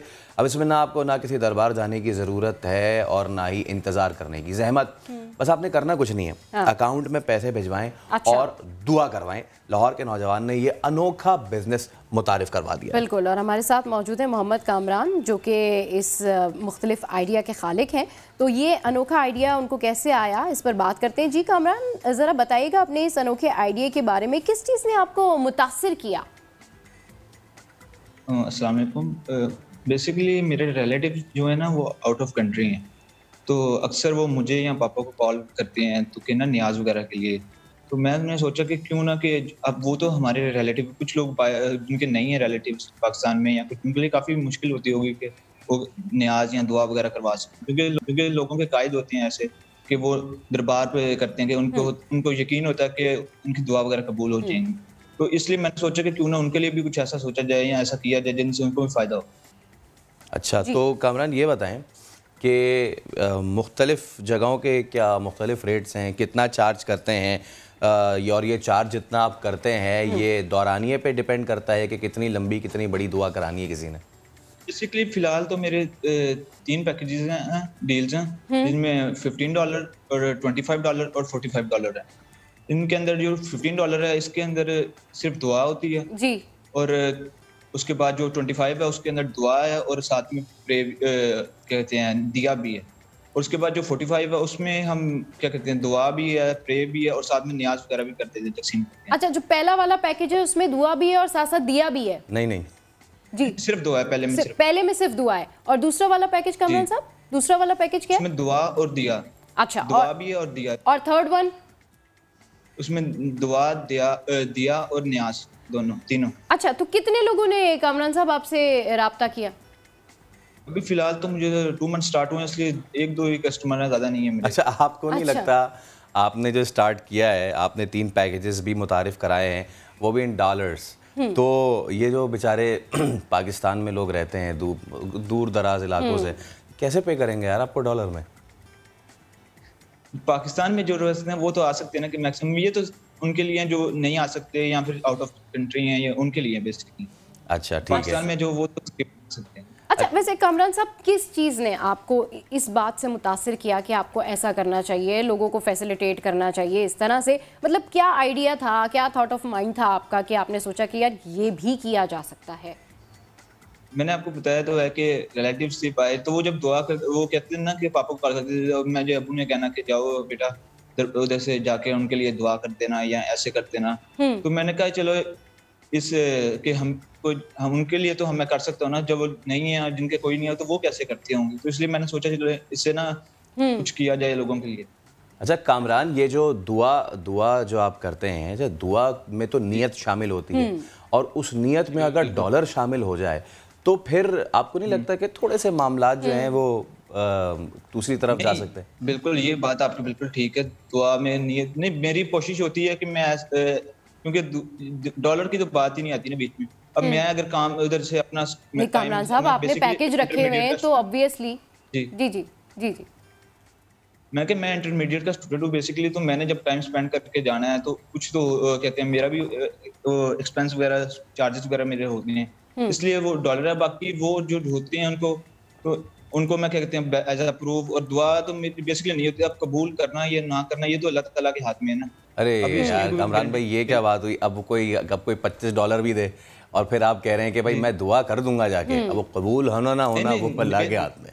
बेसिकली मेरी नीयत होती है ना कि मैं अपनी तरफ से फुल कोशिश करता हूँ कि मैं एज अपने लिए खुद मांग रहा हूँ। बाकी अब वो अब अल्लाह ताला के हाथ में। अब ये तो कोई गारंटी नहीं दे सकता कि अगर मैं खुद मुझे जरूरत है मैं मांगू और मेरी दुआ कबूल हो जाएगी, कि या अगर वो खुद मांगे तो उसकी कबूल होगी, मेरी नहीं होगी। अब ये तो किसी के हाथ में नहीं है। अच्छा कामरान साहब, बिल्कुल आपका एक इंतहाई कोई डिफरेंट आइडिया है, और आपका आइडिया ऑब्वियसली आपके घर वालों ने भी सुना होगा, पता होगा उन्हें आपके बारे में, आपके दोस्तों ने भी सुना होगा। तो आपके दोस्तों ने जब ये सुना कि आप इस तरह से करने जा रहे हैं, तो क्या उन्होंने आपको क्या कहा, आपकी क्या बात हुई अपनी सराउंडिंग्स में? नहीं, बेसिकली उन्होंने कुछ कहा, उन्होंने कहा कि यार कोई इस तरह फायदा नहीं होगा या ऐसे कुछ नहीं है, लोगों को इतना नहीं इंटरेस्ट होगा। तो मैंने कहा यार कोई नहीं, कोशिश करने में कौन सा हर्ज है या कोई ऐसा है। तो मैंने कहा चलो छोड़ो, अब लोगों को क्या क्या, लोगों तो बातें करनी। अब कामरान साहब, मुल्क से बाहर कोई खाने कमाने के लिए गया है, कोई अपनी जॉब करने के लिए गया है, आपके बारे में उसको पता चल जाता है, वो आपसे राब्ता करता है और उस बेचारे के पास पैसे नहीं है, उसने दुआ करवानी है, तो फिर क्या क्या हो सकता है इस बारे में? बेसिकली ये फाइबर है ही ऐसी है। अब वो मुझे कांटेक्ट तो सिर्फ इसी पे कर सकते हो, तो मेरा कोई लिंक ही नहीं है, या जैसे कि मेरा कोई ऐसा कोई नंबर ही नहीं है जिससे वो मुझे कांटेक्ट करे। मेरा फाइबर पर रखा हूँ, तो वो फाइबर पर भी कांटेक्ट कर सकते हैं, ऐसे तो कांटेक्ट हो ही नहीं सकता मेरा उसका। अच्छा कामरान, मुझे आखिर में ये बताएं, इन 3 पैकेजेस में आपके मामला कवर हो जाते हैं, और ये भी बताएं कि कहाँ कहाँ जाके दुआ करते हैं आप? बेसिकली लाहौर में, अभी तो मैं लाहौर में जितने भी दरबार वगैरह हैं, तो वो वहाँ मेरे सराउंडिंग जितने भी है, तो मैं उधर चला जाता हूँ। चले ठीक है। अच्छा। बहुत शुक्रिया कामरान, और हम उम्मीद करते हैं कि जिससे आप ये काम कर रहे हैं वो नेक नियती है, क्योंकि नियत का हाल तो अल्लाह जानता है। लेकिन हाँ, यकीनन ये एक अनोखी चीज़ है कि अगर आपको अपनी मन्नतें मुरादें पूरी करनी है, वैसे हम क्यों ना आपको डॉलर वाले बाबा के नाम से मुतारिफ करा देते हैं। डॉलर वाले बाबा कामरान साहब हमारे साथ मौजूद थे। आगे बढ़ते हैं जी। बलूचिस्तान को हक दो तहरीक, इसके सरबराह मौलाना हिदायतुर रहमान, उन्होंने दोबारा धरना शुरू करने का ऐलान किया। इससे कबल गवादर में 1 महीने तक धरना दिया था, और उसके बाद हुकूमती वज़रा से मुज़ाकरात और वज़ीर आला बलूचिस्तान के दस्तखत से होने वाले मुआहदे पर हक दो तहरीक ने एहतजाज खत्म करने का ऐलान कर दिया था। बिल्कुल, और हुकूमती वज़रा ने मुतालबात पर अमल दरामद के लिए 1 माह की मोहलत तलब की थी, और इस पर बात करने के लिए इस वक्त हमारे साथ मौजूद हैं तहरीक के सरबराह मौलाना हिदायतुर रहमान साहब। बहुत शुक्रिया सर, आपने हमारे प्रोग्राम के लिए वक्त निकाला। सर, सबसे पहले तो ये बताइए, ऑब्वियसली आप इस हवाले से काफ़ी बात कर चुके हैं पहले भी, और अब भी आपके कुछ रिजर्वेशंस हैं। सर, सबसे पहले आप अपने रिजर्वेशंस के हवाले से बताइए कि आपके क्या रिजर्वेशंस हैं। बिस्मिल्लाहिर्रहमानिर्रहीम, बहुत शुक्रिया आपने मौका दिया। ज़ाहिर हमारे जो मुतालबात थे बुनियादी हमारे माश के, ट्रॉलर माफिया ने हमारे साहिल समंदर को ताराज किया है, और बॉर्डर का जो हमारा कारोबार है, जायज़ कारोबार सिक्योरिटी के नाम पर उस पर बंदिश है, और चेक पोस्टों के हवाले से हज़ारों चेक पोस्टों पर जो हमारी रोज़ाना तजलील होती है, इस हवाले से हमारे 32 दिन का धरना हुआ। वज़ीर आला साहब अपने काबीना के साथ आए, उन्होंने एग्रीमेंट किया और 1 महीने का मोहलत मांगा कि 1 महीने में आपके तमाम मुतालबात पे हम अमल दरामद ग्राउंड में करेंगे, ट्रॉलर्स नहीं होंगे, बॉर्डर के कारोबार खुलेगा, और इसी तरह चेक पोस्टें ख़त्म हो जाएगी। ताहाल उन 1 महीने गुजरने के बाद भी उस पर कोई अमल दरामद नहीं है। सिर्फ बातें हुई, वादे हुए, और हमें कोशिश की कि उनको हमें धोखा दे, लेकिन हमने दोबारा 16 जनवरी को 1 महीना पूरा हुआ है, तो इसलिए हमें जब तमाम मसाइल उसी तरह मौजूद है, सूबा हुकूमत नाकाम हो चुकी है, वो अपने वादे पूरे नहीं कर सका है, इसलिए हमने दोबारा एहतजाज का ऐलान किया है, दोबारा हम एहतजाज कर रहे हैं। अच्छा हिदायत साहब, ये इसमें सबसे बड़ा जो मामला, वैसे तो तीनों मामला बहुत बड़े हैं, लेकिन सबसे बड़ा मामला ट्रॉलर वाला जो था, मुझे ये बताएं, इस पर काफ़ी बात भी हुई है, लेकिन देखने वालों को बताएं ये ट्रॉलर का आखिर मामला क्या है, और जो आप ट्रॉलर माफिया जिसको कह रहे हैं वो किसके हैं, और तीसरी बात ये भी बताइएगा कि ट्रॉलर के इस फिशिंग से आपकी जो लोकल फिशिंग है, लोकल जो मकामी मछेरे हैं, उनको कितना नुकसान हुआ है? जी हाँ, बिल्कुल, ये असल में इलीगल फिशिंग करते हैं, आप अंदाज़ा लगाएं। और मैं आपको सिर्फ एक मिसाल बताऊं कि इनकी वजह से हमारी मछलियों की काफ़ी नस्लें ख़त्म हो गई है, हयातियात बिल्कुल ख़त्म हो गई। इलीगल इतनी फिशिंग करते हैं कि समंदरी हयातियात, हमारे मछेरे बहुत सारी मछलियों का शिकल देखने के लिए तरस रहे। आप अंदाज़ा लगा सकते हैं कि पूरी एक मछलियों की पूरी नस्लें ख़त्म हो गई है समंदर से, ट्रॉलर्स की वजह से। ट्रॉलर्स ये कि इलीगल फिशिंग करते हैं, वो इस तरीके से करते हैं कि अंडे बच्चे समेत, पूरा छोटे छोटे बच्चों समेत वो जो है ना ज़ाया कर देते हैं और नाकारा कर देते हैं, शिकार करके फेंक देते हैं, जिसकी वजह से कि वो भी हयातियात है। जब उसका बच्चे अंडे ये आप खत्म करेंगे तो नस्ल किस तरह बढ़ेगी। बाकी ममालिक में ओमान है, ईरान है, जहाँ समंदर है तो वहाँ सीजन मुकर्रर होते हैं कि इस टाइम उस मछली को पकड़ सकते हैं, इस महीने उस मछली को आप नहीं पकड़ सकते, इस महीने आप उस मछली को। लेकिन पाकिस्तान हमारे साल में तो डाकुओं को आज़ादी है, जिस तरीके चाहे जिस तरीके को भत्ता देते हैं, वो फिशरीज को भत्ता देते हैं, वो सूबाई हुकूमत को भत्ता देते हैं, यहाँ के अफसरान को भत्ता देते हैं। बहाना करोड़ों रुपए का यहाँ भत्ता चलता है। यहाँ का वजीर मुलव्वस है, यहाँ के अफसरान मुलव्वस है। हमारे भाईगीर, आज हमारे भाईगीरों के घरों में फाका है, लाखों लोग इससे मुंसलिक है। हमारे घरों में तो फाका है, लेकिन अफसरान के वजीरों के घरों में जश्न इसलिए है कि वो भत्ताखोरी के जरिए हमारे समंदरी हयातियात की नस्ल कुशी में मुलव्वस है। ठीक, अच्छा, बिल्कुल जिस तरह से आप बता रहे हैं, काफ़ी स्ट्रेंज सूरत हाल आप बता रहे हैं। ये बताइए कि बजिंजो साहब से आपकी क्या बात हुई थी? आपके जो रिजर्वेशन थे पहले भी आपको यकीन दहानी करवाई गई थी कि जो है ये मामलात नहीं होंगे, 1 महीने की मोहलत भी मांगी थी, फिर आगे क्या डेवलपमेंट हुई उस पर? वही नहीं हुआ। ट्रॉलर अब भी मौजूद है और बड़ी बेशर्मी के साथ ट्रॉलर यहाँ मौजूद है। सूबाई हुकूमत बेबस है, सूबाई हुकूमत बिल्कुल ट्रॉलर माफिया क्या तो बेबस है। हमें ऐसा जैसे भाई ने सवाल किया कि ट्रॉलर माफिया वाले कौन है, ये ट्रॉलर माफिया तो हमें लग रहे बहुत बड़, जैसे बेजोजो साहब से और इमरान खान साहब से बहुत बड़ी ताकत है। और इन दोनों से इमरान खान नोटिस, वजीर आजम साहब नोटिस लेके बावजूद, बेजोजो साहब का आने के बावजूद भी ट्रॉलर बेशर्मी के साथ हमारे समंदर में मौजूद है, इलीगल फिशिंग कर रहे हैं। तो इससे आप खुद अंदाजा लगा सकते हैं कि कितने बड़े लोगों के होंगे, बड़े हाथ इसमें मुलव्वस होंगे। ठीक, और हिदायत साहब ये भी बताइएगा कि जो दूसरा और तीसरा मुतालबा है, ये जो बॉर्डर से जो मुआशी का सरगर्मियाँ होती हैं, तो इसमें एक अंसर ये भी है कि जो स्मगलिंग वाले मामलात होते हैं, स्मगलिंग का सामान आता है, तो इसको कैसे इंश्योर करेंगे? क्योंकि काफ़ी लोग ये कहते हैं कि जी वहाँ से तो क्योंकि स्मगल्ड सामान आता है इसलिए इसको रोकना हमें पड़ता है, तो इस पर आपका क्या कहना है? बिल्कुल गलत कह रहे हैं। देखिए, स्मगलिंग तो उस चीज को कहते हैं जब कोई टैक्स ना दे ना। यहाँ तो लोग, मैं आपको बता रहा हूँ, एक दिन में 10-10 करोड़ लोग दे रहे हैं, लेकिन जेब में जा रहे हैं, सरकारी खजाने में नहीं जा रहे, हुकूमती खजाने में नहीं जा रहे जी। लोगों के, हमारे अफसरान के, हमारे इदारों के अफसरान के जेबों में जा रहे, दिन में 10-10 करोड़। वो इलीगल नहीं है। उसको लीगल क्यों नहीं कर? लीगल करना किसका काम है? लीगल करना तो हुकूमत का काम है, टैक्स लेना हुकूमत का काम है। लोग तो देने के लिए तैयार है और दे रहे हैं, बल्कि वो जो कानूनी टैक्स है उससे 1000 गुना ज्यादा लोग टैक्स पैसे दे रहे हैं। लेकिन इस जब लीगल होगा तो ये पैसे खजाने में जाएंगे। ये बिल्कुल चीज़ें लीगल होंगी तो डेफिनेटली ये मुल्क और कौम के लिए बहुत अच्छा है। बहुत शुक्रिया हिदायत रहमान साहब, हमारे प्रोग्राम में गुफ्तगू कर रहे थे। और एक दफ़ा फिर से हम कुछ बात करते हैं कोरोना केसेस के हवाले से। तो कराची में कोरोना केसेस की जो शरह है उसमें ख़तरनाक हद तक अब इजाफा होने लगा है और कराची में 24 आवर्स में मुस्बत केसेस की जो शरह है वो 40.13% रिपोर्ट हुई है। मजीद जानते हैं समा के नुमाइंदे मुदस्सिर नज़ीर से। जी मुदस्सिर, अपडेट कीजिए, क्या सूरत हाल है, क्या आदाद शुमार है? आज जी बिल्कुल, कोरोना केसेस के हवाले से कराची आज भी नंबर 1 है और 24 घंटों में मुस्बत केसेस की शरह 40.13% रिपोर्ट हुई है। सिंध में 24 घंटों में 3283 केसेस रिपोर्ट हुए हैं, जिनमें से 2900 तकरीबन जो केसेस हैं वो कराची से ताल्लुक रखते हैं। और ये भी आज मैक्सिमम तादाद है जो रिपोर्ट हुई है केसेस के हवाले से। और SOPs के हवाले से महकमा सेहत काफ़ी सख्ती कर रहा है, लेकिन अभी तक जो कल केसेस बच्चों के हवाले से रिपोर्ट हुए थे डाउ में, वो भी उनकी भी तादाद तकरीबन 23% थी। तो अभी फैसले अहम होने वाले हैं, जिसमें क्या स्कूल बंद करने जा रही है हुकूमत या नहीं करने जा रही, तो ये आज या कल में फाइनल हो जाएगा। जी मुदस्सिर, 40.13% पॉजिटिव शरह, बहुत ही ख़तरनाक गंभीर सूरत हाल है। ऐसे में अस्पतालों पे क्या होने जा रहा है, कितना प्रेशर पड़ने जा रहा है, क्या सूरत हाल है वहाँ पे?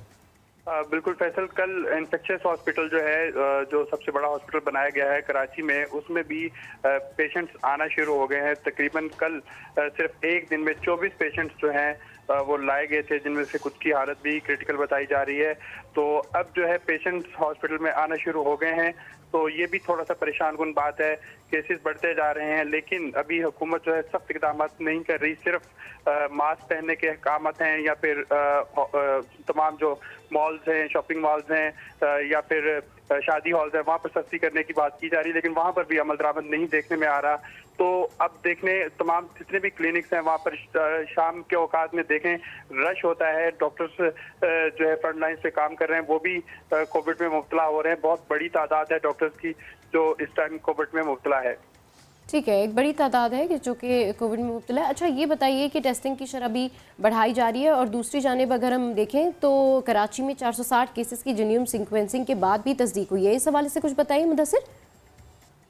जी बिल्कुल, जीनोम सीक्वेंसिंग के हवाले से जो टेस्ट होता है उसकी रिपोर्ट तकरीबन एक हफ्ते में आती है। तो अभी तक तकरीबन 450 जीनोम टेस्ट किए गए हैं। आगा खां में जैसे एक दिन पहले, इसकी एग्जांपल मैं दूंगा, मसलन अगर 25 केसेस जीनोम सीक्वेंसिंग हुए, इसमें से 23 केसेस रिपोर्ट जीनोम के हुए, तो उसमें परसेंटेज हम काउंट करेंगे पूरे कराची में 90% यानी ओमिक्रॉन केसेस जो है वो रिपोर्ट हो रहे हैं। तो अब जो ये 5th वेव है, इसमें जो भी केस सामने आएगा उसको हम ओमिक्रॉन केस ही अखज़ करेंगे, और अभी 90% जो है वो तकरीबन कराची में ओमिक्रॉन केसेस जो है वो रिपोर्ट हो चुके हैं।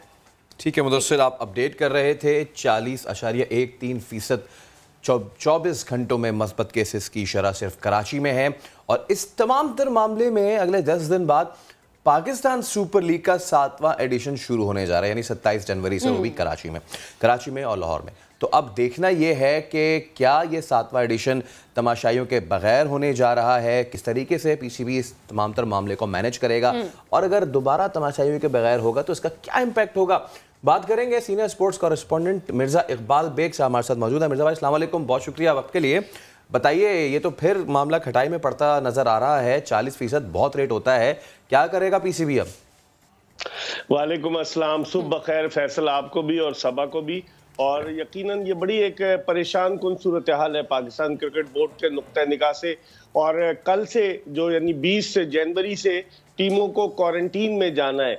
कुछ गैर मुल्की खिलाड़ी आ चुके हैं, कोचेस वगैरह, जिनमें के पीटर मोर जो कि कराची किंग्स के कोच है वो आए हैं, लेकिन अभी बेशतर लोगों की आमद का इंतजार है। पाकिस्तानी क्रिकेटर्स तो ट्यून अप हो चुके हैं। तो मैं समझता हूँ बड़ी परेशान कुन सूरत हाल है। सुनने में आया है कि आज NCOC का इजलास होगा फैसल, और उसके बाद ये फैसला किया जाएगा कि तमाशाइयों को बैठने की इजाजत दी जाएगी, और अगर दी जाएगी तो कितने फीसद तमाशाई जो है वो स्टेडियम में दाखिले के हकदार करार पाएंगे। एक बड़ी गंभीर सूरत हाल है पाकिस्तान क्रिकेट के नुक्ता निगाह से। और आपने बिल्कुल सही कहा फैसल, अगर तमाशाइयों के बगैर मैचेस होते हैं खाली और वीरान मैदानों में, तो वो खिलाड़ियों में वो जोश और जज्बा, वो वलवला पैदा नहीं होता, वो मोटिवेशन नहीं होती, तो जो आम तमाशाइयों के होने से होती है। तो यकीनन एक मुश्किल सूरत हाल है PSL की। बिल्कुल एक मुश्किल सूरत हाल है। अच्छा सर, जिस तरीके से आप कह रहे हैं कि जो स्पेक्टेटर्स हैं उनके नंबर्स भी जो हैं वो कम किए जा सकते हैं, तो क्या इस तरह से भी फिर ये कर सकते हैं कि मुख्तलिफ शहरों में रिस्ट्रिक्ट कर दें, किसी एक शहर में कर दें? क्योंकि ओवरऑल सर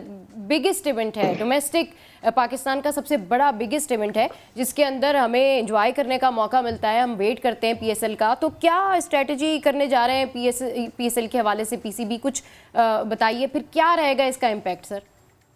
देखिए, एक शहर में अगर करते हैं तो 35 मैचेस हैं, 16 मैचेस कराची में, 19 मैचेस लाहौर में, तो टोटल 35 मैचेस एक ही महीने में एक ही शहर में कराना, पिचेस की सूरत हाल, एक बड़ा मुश्किल और डिफिकल्ट टास्क होगा पाकिस्तान क्रिकेट बोर्ड के लिए। लेकिन अगर लाहौर में ये लेकर जाते हैं तो आजकल वहां पर सिचुएशन ऐसी है कि फॉगी वेदर है, सूरत हाल जो है वो ऐसी है कि आया उस सूरत हाल में, और फिर रात को मैचेस है, डे एंड नाइट मैचेस हैं, तो रात के वक्त तो वो ज्यादा गिरती है और फिर सूरत हाल बड़ी खराब हो सकती है। और कराची में तमाशाइयों की एक सूरत हाल का मसला है कि आया कराची में तो मौसम सही है, लेकिन ओमिक्रॉन केसेस की अब 40% के करीब हो गए। तो एक बड़ी सूरत हाल मुश्किल है। पाकिस्तान क्रिकेट बोर्ड क्या फैसला करता है आइंदा एक आध दिन में, इस बारे में हमें हतमी पता चल जाए। क्योंकि मिर्ज़ा भाई, बहुत ही माजरत के साथ पिछले साल भी हमने देख लिया था, ये कहा जा रहा था कि जी हम पूरे SOPs के साथ करेंगे और सारी चीज़ें हैं, छोड़ देते ना इस बात को। जो वॉलंटियर्स थे वो खुद SOPs को फॉलो नहीं कर रहे थे। लोग अंदर आए हैं और जब एक बार स्टेडियम में लोग आ जाते हैं, कर लें इनको कंट्रोल, दिखा दें, करके दिखा दें, फिर मैं मान जाता हूँ। तो इस सारी सिचुएशन को मद्देनज़र रखते हुए खिलाड़ियों की सेहत और जो फॉरेन खिलाड़ी आ रहे हैं, आप ये ना भूलें कि आगे भी हमारे पास टूर्स बहुत सारे लाइंड अप हैं ऐसी टीम्स के जो साल से नहीं आई हैं।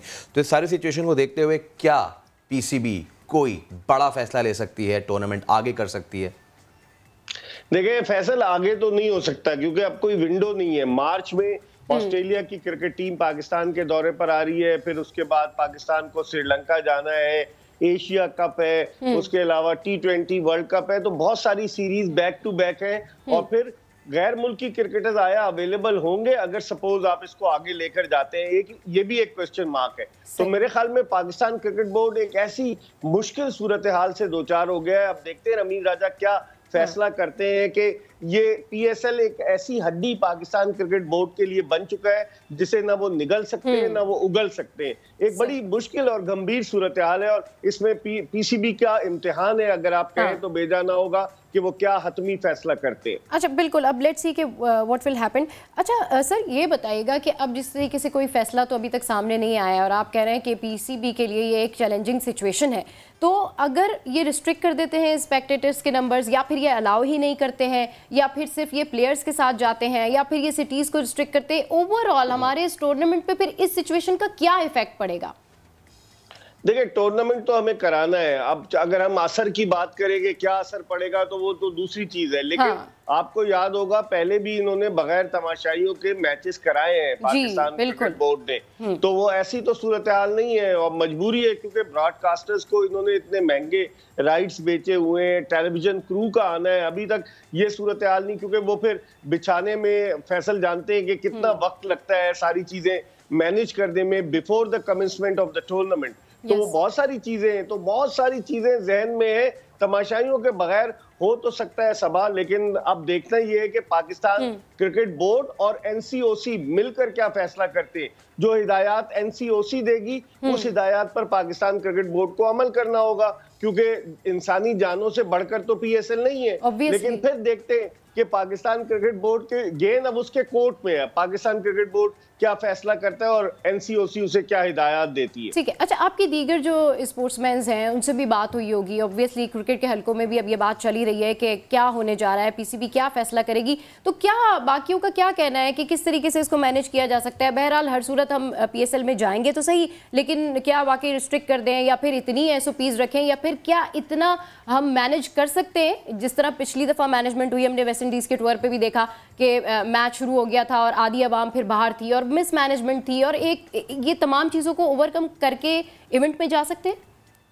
देखिए, आम तासुर यही है, जो क्रिकेटर्स जो हिस्सा ले रहे हैं, जो साबिक टेस्ट क्रिकेटर हैं, उनका यही कहना है कि PSL होगी और बगैर तमाशाइयों के होगी। अब ये तो जिस तरह से आपने बात की कि तमाशाई बाहर रुल रहे हैं क्योंकि टिकटों की फरोख्त शुरू हो चुकी है, अब की ऑनलाइन के अलावा विंडो से भी टिकट मिल रहे हैं, एक कंपनी है उसके आउटलेट से टिकट मिल रहे हैं। तो इसका मतलब ये हुआ कि टिकट फरोख्त हो चुके हैं, तैयारियां अपने नुक्ते उरूज पर हैं अभी तक। लेकिन एक हैरत की बात है, फैसल अभी तक तराना नहीं पाकिस्तान क्रिकेट बोर्ड का जो ऑफिशियल सॉन्ग है, बिल्कुल, जिसे पहली मर्तबा आतिफ असलम को गाना था ये तराना और उसके साथ आयमा बेग थी, लेकिन अभी तक वो तराना मंजर आम पर नहीं आया। इब्तिदाई जो 3 PSL हुई 16, 17 और 18 में, उनके तराने जो थे वो अली जफर ने गाए, फिर उसके बाद अली अजमत और आयमा बेग ने, और लास्ट ईयर जो PSL उसके अलावा फवाद खान ने भी एक ऑफिशियल सॉन्ग गाया, और लास्ट ईयर जो था वो नसीबो लाल ने और उनके साथ आयमा बेग और स्टर्नल्स ने गाया था। तो अब तराने का सबको बड़ी शिद्दत से इंतजार है, तैयारियां हो रही हैं, लेकिन मखमसे में मुब्तला है पाकिस्तान क्रिकेट बोर्ड के जो ओहदेदारान भी हैं, ऑफिशियल्स भी हैं, कि क्या स्ट्रेटजी इख्तियार की जाए। ये एक बड़ा $1 मिलियन क्वेश्चन है जिस पर वो गौर कर रहे हैं। एक स्ट्रेटजी तो मिर्जा भाई ये भी थी कि अब ओपनिंग सेरेमनी ना करें, लेकिन अब सिचुएशन हाथ से इतनी ज़्यादा निकल गई, 40% रेट हो चुका है। अब देखते हैं कि आज जो मीटिंग होने जा रही है अहम, उसमें क्या फैसला होगा। बहुत शुक्रिया आपका। तो कोरोना केसेस से ज़्यादा कराची में बढ़ चुके हैं, PSL कराची और लाहौर में होना है, क्या फैसला होगा तो वक्त बताएगा। अभी वक्त हुआ है एक ब्रेक का। Stay with us.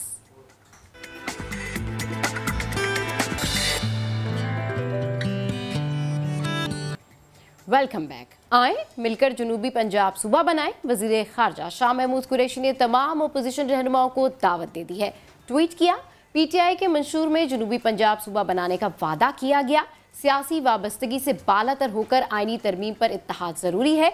तमाम अपोजिशन रहनुमा जनूबी पंजाब के अवाम की ख्वाहिश को मुकद्दम रखें। हमारे साथ मौजूद हैं वज़ीर ख़ारजा शाह महमूद कुरैशी साहब। शाह साहब, बहुत शुक्रिया नाज़रीन को वक्त देने के लिए। बड़ा ही अहम ये मामला और देरीना मुतालबा रहा है, बताइए। बिल्कुल आपने सही कहा, ये मुतालबा दरीना है। जनूबी पंजाब के लोगों की ख्वाहिश बहुत अरसे से है, 70 की दहाई से ये ख्वाहिश है, जिस पे गाहे बगाहे मुख्तलिफ सियासी जमातें बातें करती रहीं, लेकिन इसको अमली शक्ल न मिल सकी। अल्हम्दुलिल्लाह तहरीक इंसाफ ने इमरान खान साहब की सरबराही में इस पर एक ठोस कदम लिया। हमने इसे अपने मंशूर का हिस्सा बनाया। उस मंशूर की बुनियाद पर हमने जनूबी पंजाब की आवाम से रुजू किया, जिन्होंने हमें एक वाज़े मैंडेट दिया। जनूबी पंजाब की 46 कौमी असेंबली की सीटों में से इस वक्त 34 सीटें जो हैं वो तहरीक इंसाफ से मुंसलिक हैं और बड़ा वाज़े मैंडेट मिल गया। उस मैंडेट को आगे बढ़ाते हुए वज़ीर आज़म की हिदायत पर पंजाब हुकूमत ने ठोस इक़दामात लिए। क्या लिए? उन्होंने रूल्स ऑफ बिजनेस में अमेंडमेंट की। उन्होंने जनूबी पंजाब के लिए एक अलहदा इस साल सालाना तरक्याती प्रोग्राम का एक खाका पेश किया, अलहदा उसका ADP बनाया और डेवलपमेंट फंड्स को ताकि वो रीअप्रोप्रिएट ना हो जाएं, उनको रिंग फेंसिंग कर दी कि जनूबी पंजाब का पैसा अब कहीं बाहर नहीं जा सकेगा, तरक्याती पैसा जनूबी पंजाब पे खर्च होगा। उन्होंने इक़दामात उठाए और जनूबी पंजाब में जो सरकारी महकमों के सेक्रेटरीज हैं साउथ पंजाब की तरफ मुंतकिल कर दिए। इस वक्त मुल्तान में सेक्रेटेरिएट फंक्शनल है, बहावलपुर में सेक्रेटेरिएट फंक्शनल है और नए सेक्रेटेरिएट की तामीर का मुल्तान में आगाज हो चुका है। बुनियादें खुद चुकी हैं, तामीर हो रही है, बजट एलोकेशन हो चुकी है। हाशिम जमा बख्त जो हमारे वजीर खजाना हैं, उनकी सरबराही में एक 6 रुकनी पंजाब के वज़रा पर एक कमेटी तश्कील दी गई थी। उस कमेटी ने बहुत सी इस्लाहात का फैसला किया। मिसाल के तौर पर कि जनूबी पंजाब के लोगों को ताकि मुलाजमतों में मुनासिब जगह मिले, एक अलहदा कोटा होना चाहिए उनकी आबादी के मुताबिक। अगर जनूबी पंजाब की आबादी का 32% है तो 32% कोटा जनूबी पंजाब के लिए मुख्तस होना चाहिए। ये ज़ेरे बहस है। और इसके साथ साथ आपने देखा कि जो इंतजामी इक़दामात थे वो हम ले चुके। अब मसला है कि सूबा बनेगा कैसे। सूबे को बनाने के लिए हमें चाहिए 2/3 अक्सरियत, जो हमारे पास नहीं है। इस पर जब PMLN के सेनेटर ने एक बिल पेश किया और लीडर ऑफ द ऑपोजिशन ने सेनेट में उसकी तायीद की, तो मैंने तहरीक इंसाफ की तरफ से वाइस चेयरमैन होने के नाते सेनेट में उसका एक मुफस्सिल जवाब दिया। और उस जवाब की बुनियाद पर हमने कहा कि ऑपोजिशन अगर संजीदा है तो मैं हाथ बढ़ा रहा हूं वजीर आजम की इजाजत के साथ कि आइए मिल बैठते हैं। बिल रेफर हो गया कमेटी को, वहां एक कमेटी तश्कील दे दें, लोग नामजद कर देते हैं, पार्लिमानी पार्टियों को शामिल कर लेते हैं और एक इत्तफाक राय पैदा करते हैं ताकि आईनी तरमीम की जा सके। इसकी बुनियाद पर वजीर आजम से कल मेरी बात हुई है काबीना के इजलास के बाद, और उसके बाद मैंने ये ट्वीट्स किए हैं। मैं आज आपके प्रोग्राम के जरिए दावत दे रहा हूं ऑपोजिशन पार्टीज को कि आइए वफाक को मजबूत करने के लिए और जनूबी पंजाब के लोगों की दरीना ख्वाहिश को पूरा करने के लिए हम सियासी वाबस्तगियों से बालातर होकर मिल बैठें और एक रास्ता तलाश करें। मेरी नजर में अगर ऐसा हो जाता है, इससे फेडरेशन मजबूत होगी। आम तासुर ये रहा है खैबर पख्तूनख्वा में, बलूचिस्तान में, सिंध में कि एक सूबा सब पे हावी हो जाता है। जब ये तकसीम होगी तो फेडरेशन इससे मेरी नजर में मजबूत होगी। वैसे भी एक सूबा जिसकी आबादी 110 मिलियन पर मुहित हो, वो बेशतर यूरोपियन ममालिक से ज्यादा है, उसको गवर्न करना, उसकी एडमिनिस्ट्रेटिव मैनेजमेंट जो है बहुत मुश्किल है। डिवोल्यूशन ऑफ पावर का कॉन्सेप्ट दुनिया में आ चुका है और उसकी बुनियाद तहरीक इंसाफ की सोच के एन मुताबिक है। लोकल गवर्नमेंट्स को फाल करना हमारी सोच के एन मुताबिक है। तो ये इसी तरफ एक कदम है जो मैं आज दावत दे रहा हूँ ऑपोजिशन से, की जमातों से और उनकी क़यादत से कि इस पर ठंडे दिल से गौर करें और ये इसमें पॉलिटिकल पॉइंट स्कोरिंग से हम पालातर हो जाए कि मैंने किया, तुमने किया, ये सब ने करना है, इसका सेहरा सबके सर जाता है। ठीक है, तहरीक इंसाफ इसका आगाज कर रही है, ठीक है, हमने अपने मंशूर का हिस्सा बना दिया, लेकिन अगर आप हिस्सा डालते हैं तो हम ये सेहरा आपके गले में डालने को तैयार हैं। हम ये सारा क्रेडिट लेने की नहीं ख्वाहिश, हमारे तो क्रेडिट मिल जाएगा अगर लोगों की जिंदगी आसान हो जाती हैं, उनकी दरीना ख्वाहिश पूरी हो जाती है। अगर ये हो जाता है, इसका सेहरा जिसके सर चला जाए, हमें इसकी परवाह नहीं। बिल्कुल, बहुत शुक्रिया। शाह महमूद कुरैशी साहब गुफ्तगू कर रहे थे और जनूबी पंजाब सूबा जो देर मुतालबा है उसके हवाले से अपनी आरा का इजहार कर रहे थे। एक और आम खबर, अपोजिशन लीडर शहबाज शरीफ कोरोना वायरस में मुब्तला हो गए हैं। शहबाज शरीफ ने खुद को घर में क्वारंटीन कर लिया है। डॉक्टर्स ने शहबाज शरीफ को मुकम्मल आराम का मशवरा दिया है। लीगी रहनुमा अता तारड़ ने कौम से दुआओं की भी दरख्वास्त की है, तो ये खबर आपके साथ हम शेयर कर रहे हैं। अपोजिशन लीडर शहबाज शरीफ कोरोना वायरस में मुब्तला हो गए हैं और शहबाज शरीफ ने खुद को घर में क्वारंटीन कर लिया है। डॉक्टर्स ने शहबाज शरीफ को मुकम्मल आराम का मशवरा भी दिया है। लीगी रहनुमा अताउल्लाह तारड़ ने कौम से दुआओं की दरख्वास्त भी की है।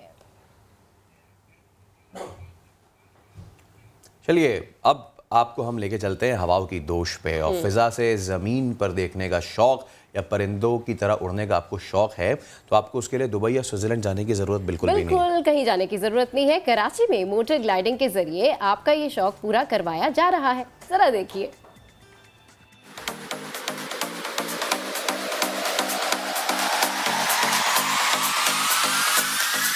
यहाँ पर फैसल भी मौजूद है और फैसल से मैं पूछती हूँ, फैसल आप कितने एक्साइटेड हैं?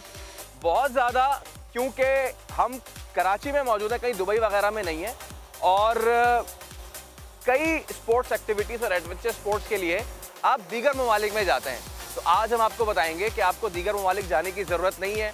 हमारे अपने कराची में ही ऐसी बहुत सारी एक्टिविटीज़ हो रही हैं कि आपको दुबई का मज़ा आ जाएगा। इस तरह की एक्टिविटीज के लिए दुनिया भर में पता नहीं कहां जाते हैं कि हमें ये पार ग्लाइडिंग करनी है, लेकिन हमारे शहर कराची में हमारे सीव्यू पर एक इतना जबरदस्त ये पोटेंशियल मौजूद है, इतनी जबरदस्त ये एक्टिविटी मौजूद है। पता नहीं लोग यहाँ पर क्यों नहीं आते हैं और पता नहीं लोग अपनी ही कंट्री के अपने ही साहिल के ऊपर होने वाली एक्टिविटीज को क्यों सपोर्ट नहीं करते।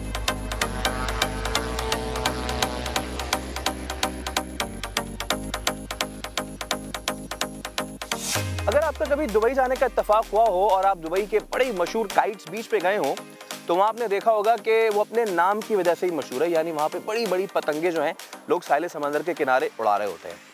हम क्या करते हैं अपने फेस्टिवल्स के साथ, बसंत जैसे फेस्टिवल्स के साथ, अगर वो गली मोहल्लों में उससे कोई हादसा पेश आता है तो हम उसे बैन कर देते हैं। हमारी इतनी बड़ी ये कोस्टल लाइन है, क्या यहाँ पे हम बसंत जैसे फेस्टिवल नहीं कर सकते?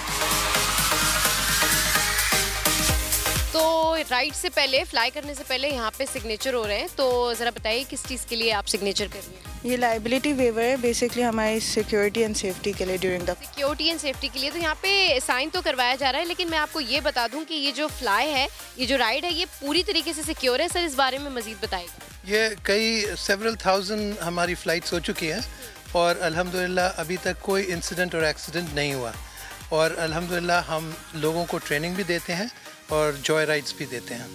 That's really great। ये लोगों को ट्रेनिंग भी देते हैं और जॉय राइड्स भी देते हैं, तो आप भी यहाँ ज़रूर आइए और ये ज़रूर एक दफ़ा एक्टिविटी परफॉर्म करें, आपको बहुत मज़ा आएगा।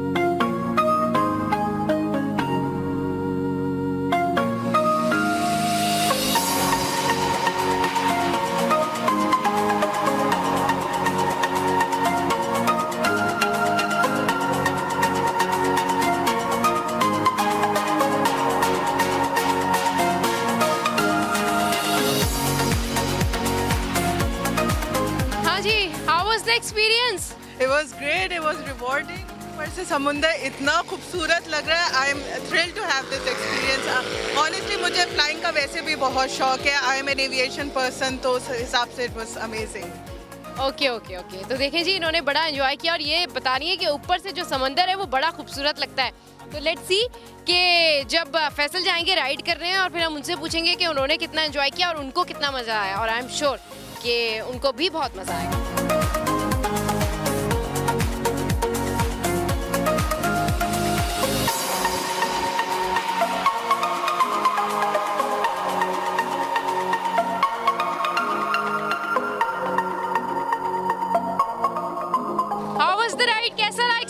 मजा आया था, बहुत मजा आया जी। डर तो नहीं लग रहा? बिल्कुल भी नहीं। तो इस वक्त मेरे साथ मौजूद हैं कराची ग्लाइडिंग क्लब के CEO and founder also Mohammad Talal साहब। अस्सलाम वालेकुम सर, कैसे हैं आप? वालेकुम सलाम, thank you so much for having मी।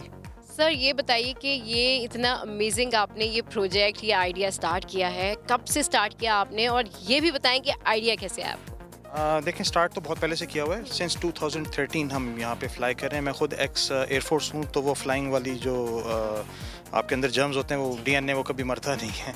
तो basically I started off as a hobby यहाँ पे। लेकिन ये कि इस रीजन में, सिंध बलोचिस्तान रीजन में, और खैर उस वक्त तो पाकिस्तान में भी बहुत कमी थी ये कोई स्पोर्ट्स फ्लाइंग या पैराग्लाइडिंग वाली चीज़ें। तो I started it off because it's affordable comparatively an air sport, जो कि आप इजीली कर सकते हैं। यहाँ पे बहुत अच्छी साइट्स हमने डिस्कवर की। तो I started off as a personal hobby.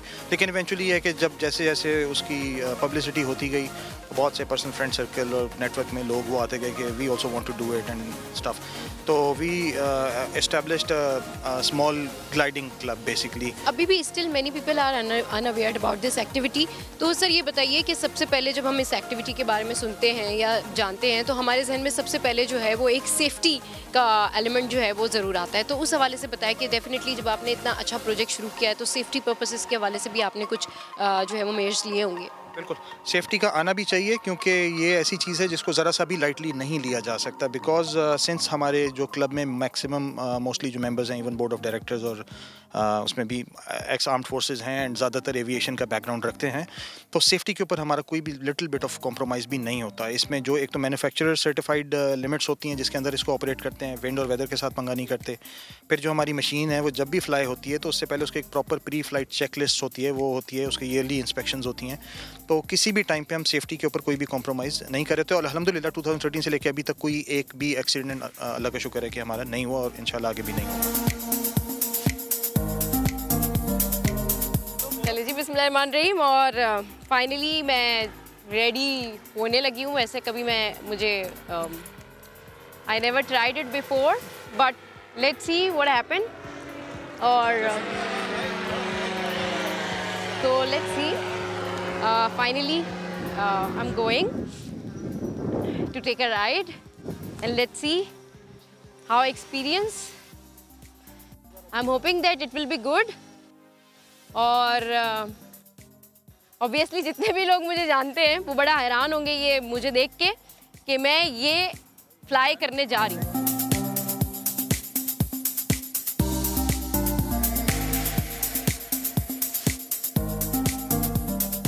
अच्छा जनाब, फैसल मुझे कह रहे थे you can't handle, so let's see कि मैं हैंडल कर सकती हूँ या नहीं कर सकती हूँ। और ये उन्होंने मुझे डेयर दिया था। और अम्मी आई लव यू।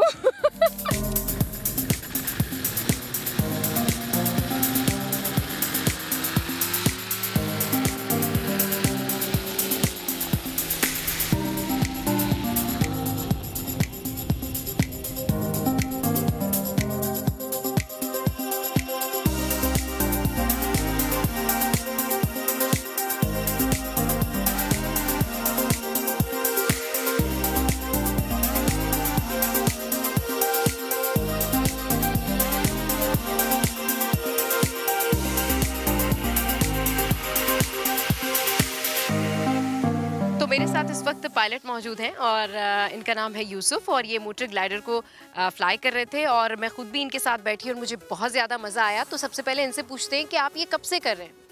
मैं ये तकरीबन 15 साल से कर रहा हूँ। हमारा क्लब जो है उधर कलर कहार में इस्लामाबाद के करीब है। तो अभी ये कराची ग्लाइडिंग क्लब के साथ हम जॉइंट वेंचर कर रहे हैं इधर। रिसेंटली अभी कोई 10 दिन हो गए हम इधर आ गए। तो कैसा एक्सपीरियंस है?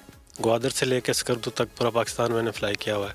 अच्छा। तो बीच का तो अपना मज़ा है, ये तो स्मूथ कंडीशन। ऑब्वियसली बीच का तो अपना ही मज़ा है। अच्छा ये बताएं, जो लोग आपके साथ बैठते हैं और फिर जब आप फ्लाई करने के लिए उनको लेके जाते हैं, उनका क्या रिएक्शंस होता है और कितना वो एंजॉय करते हैं, कितना मज़ा आता है उन्हें?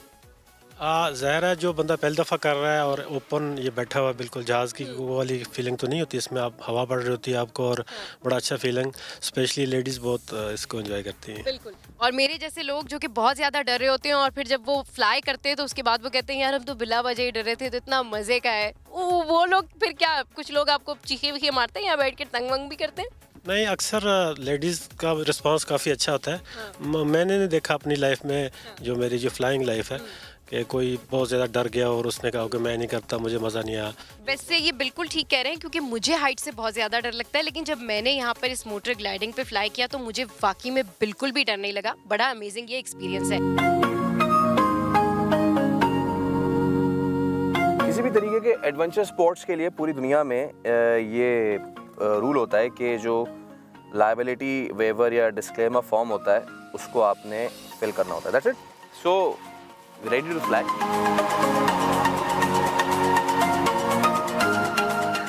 तो बहुत ही अमेजिंग एक्सपीरियंस होने वाला है और इतनी अच्छी बात यह है कि कराची में इस तरह की एक्टिविटीज़ हो रही हैं और लोग जो हैं अब उनको पता चल रहा है, तो लोग यहाँ पे आ रहे हैं और इस एडवेंचर एक्टिविटी को भरपूर एंजॉय कर रहे हैं।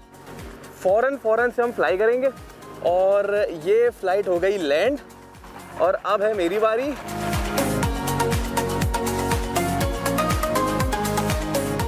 और ये हार्नेस करना बड़ा ज़रूरी है। पूरी तरीके से आपको हार्नेस किया जाएगा, सारे बेल्ट जो हैं वो लगाए जाएंगे, सारी सेफ्टी प्रिकॉशंस जो हैं वो भरपूर तरीके से ली जाएंगी।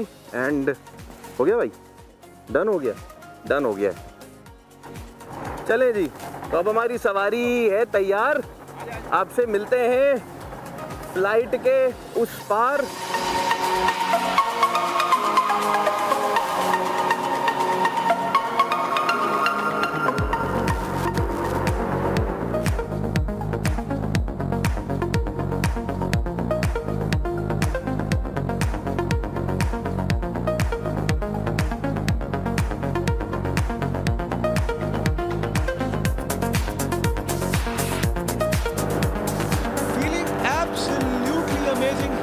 बहुत आउटस्टैंडिंग और बहुत ही ज़्यादा एक्साइटिंग। लोगों को आना चाहिए और फिजाओं से समंदर का नज़ारा करना चाहिए।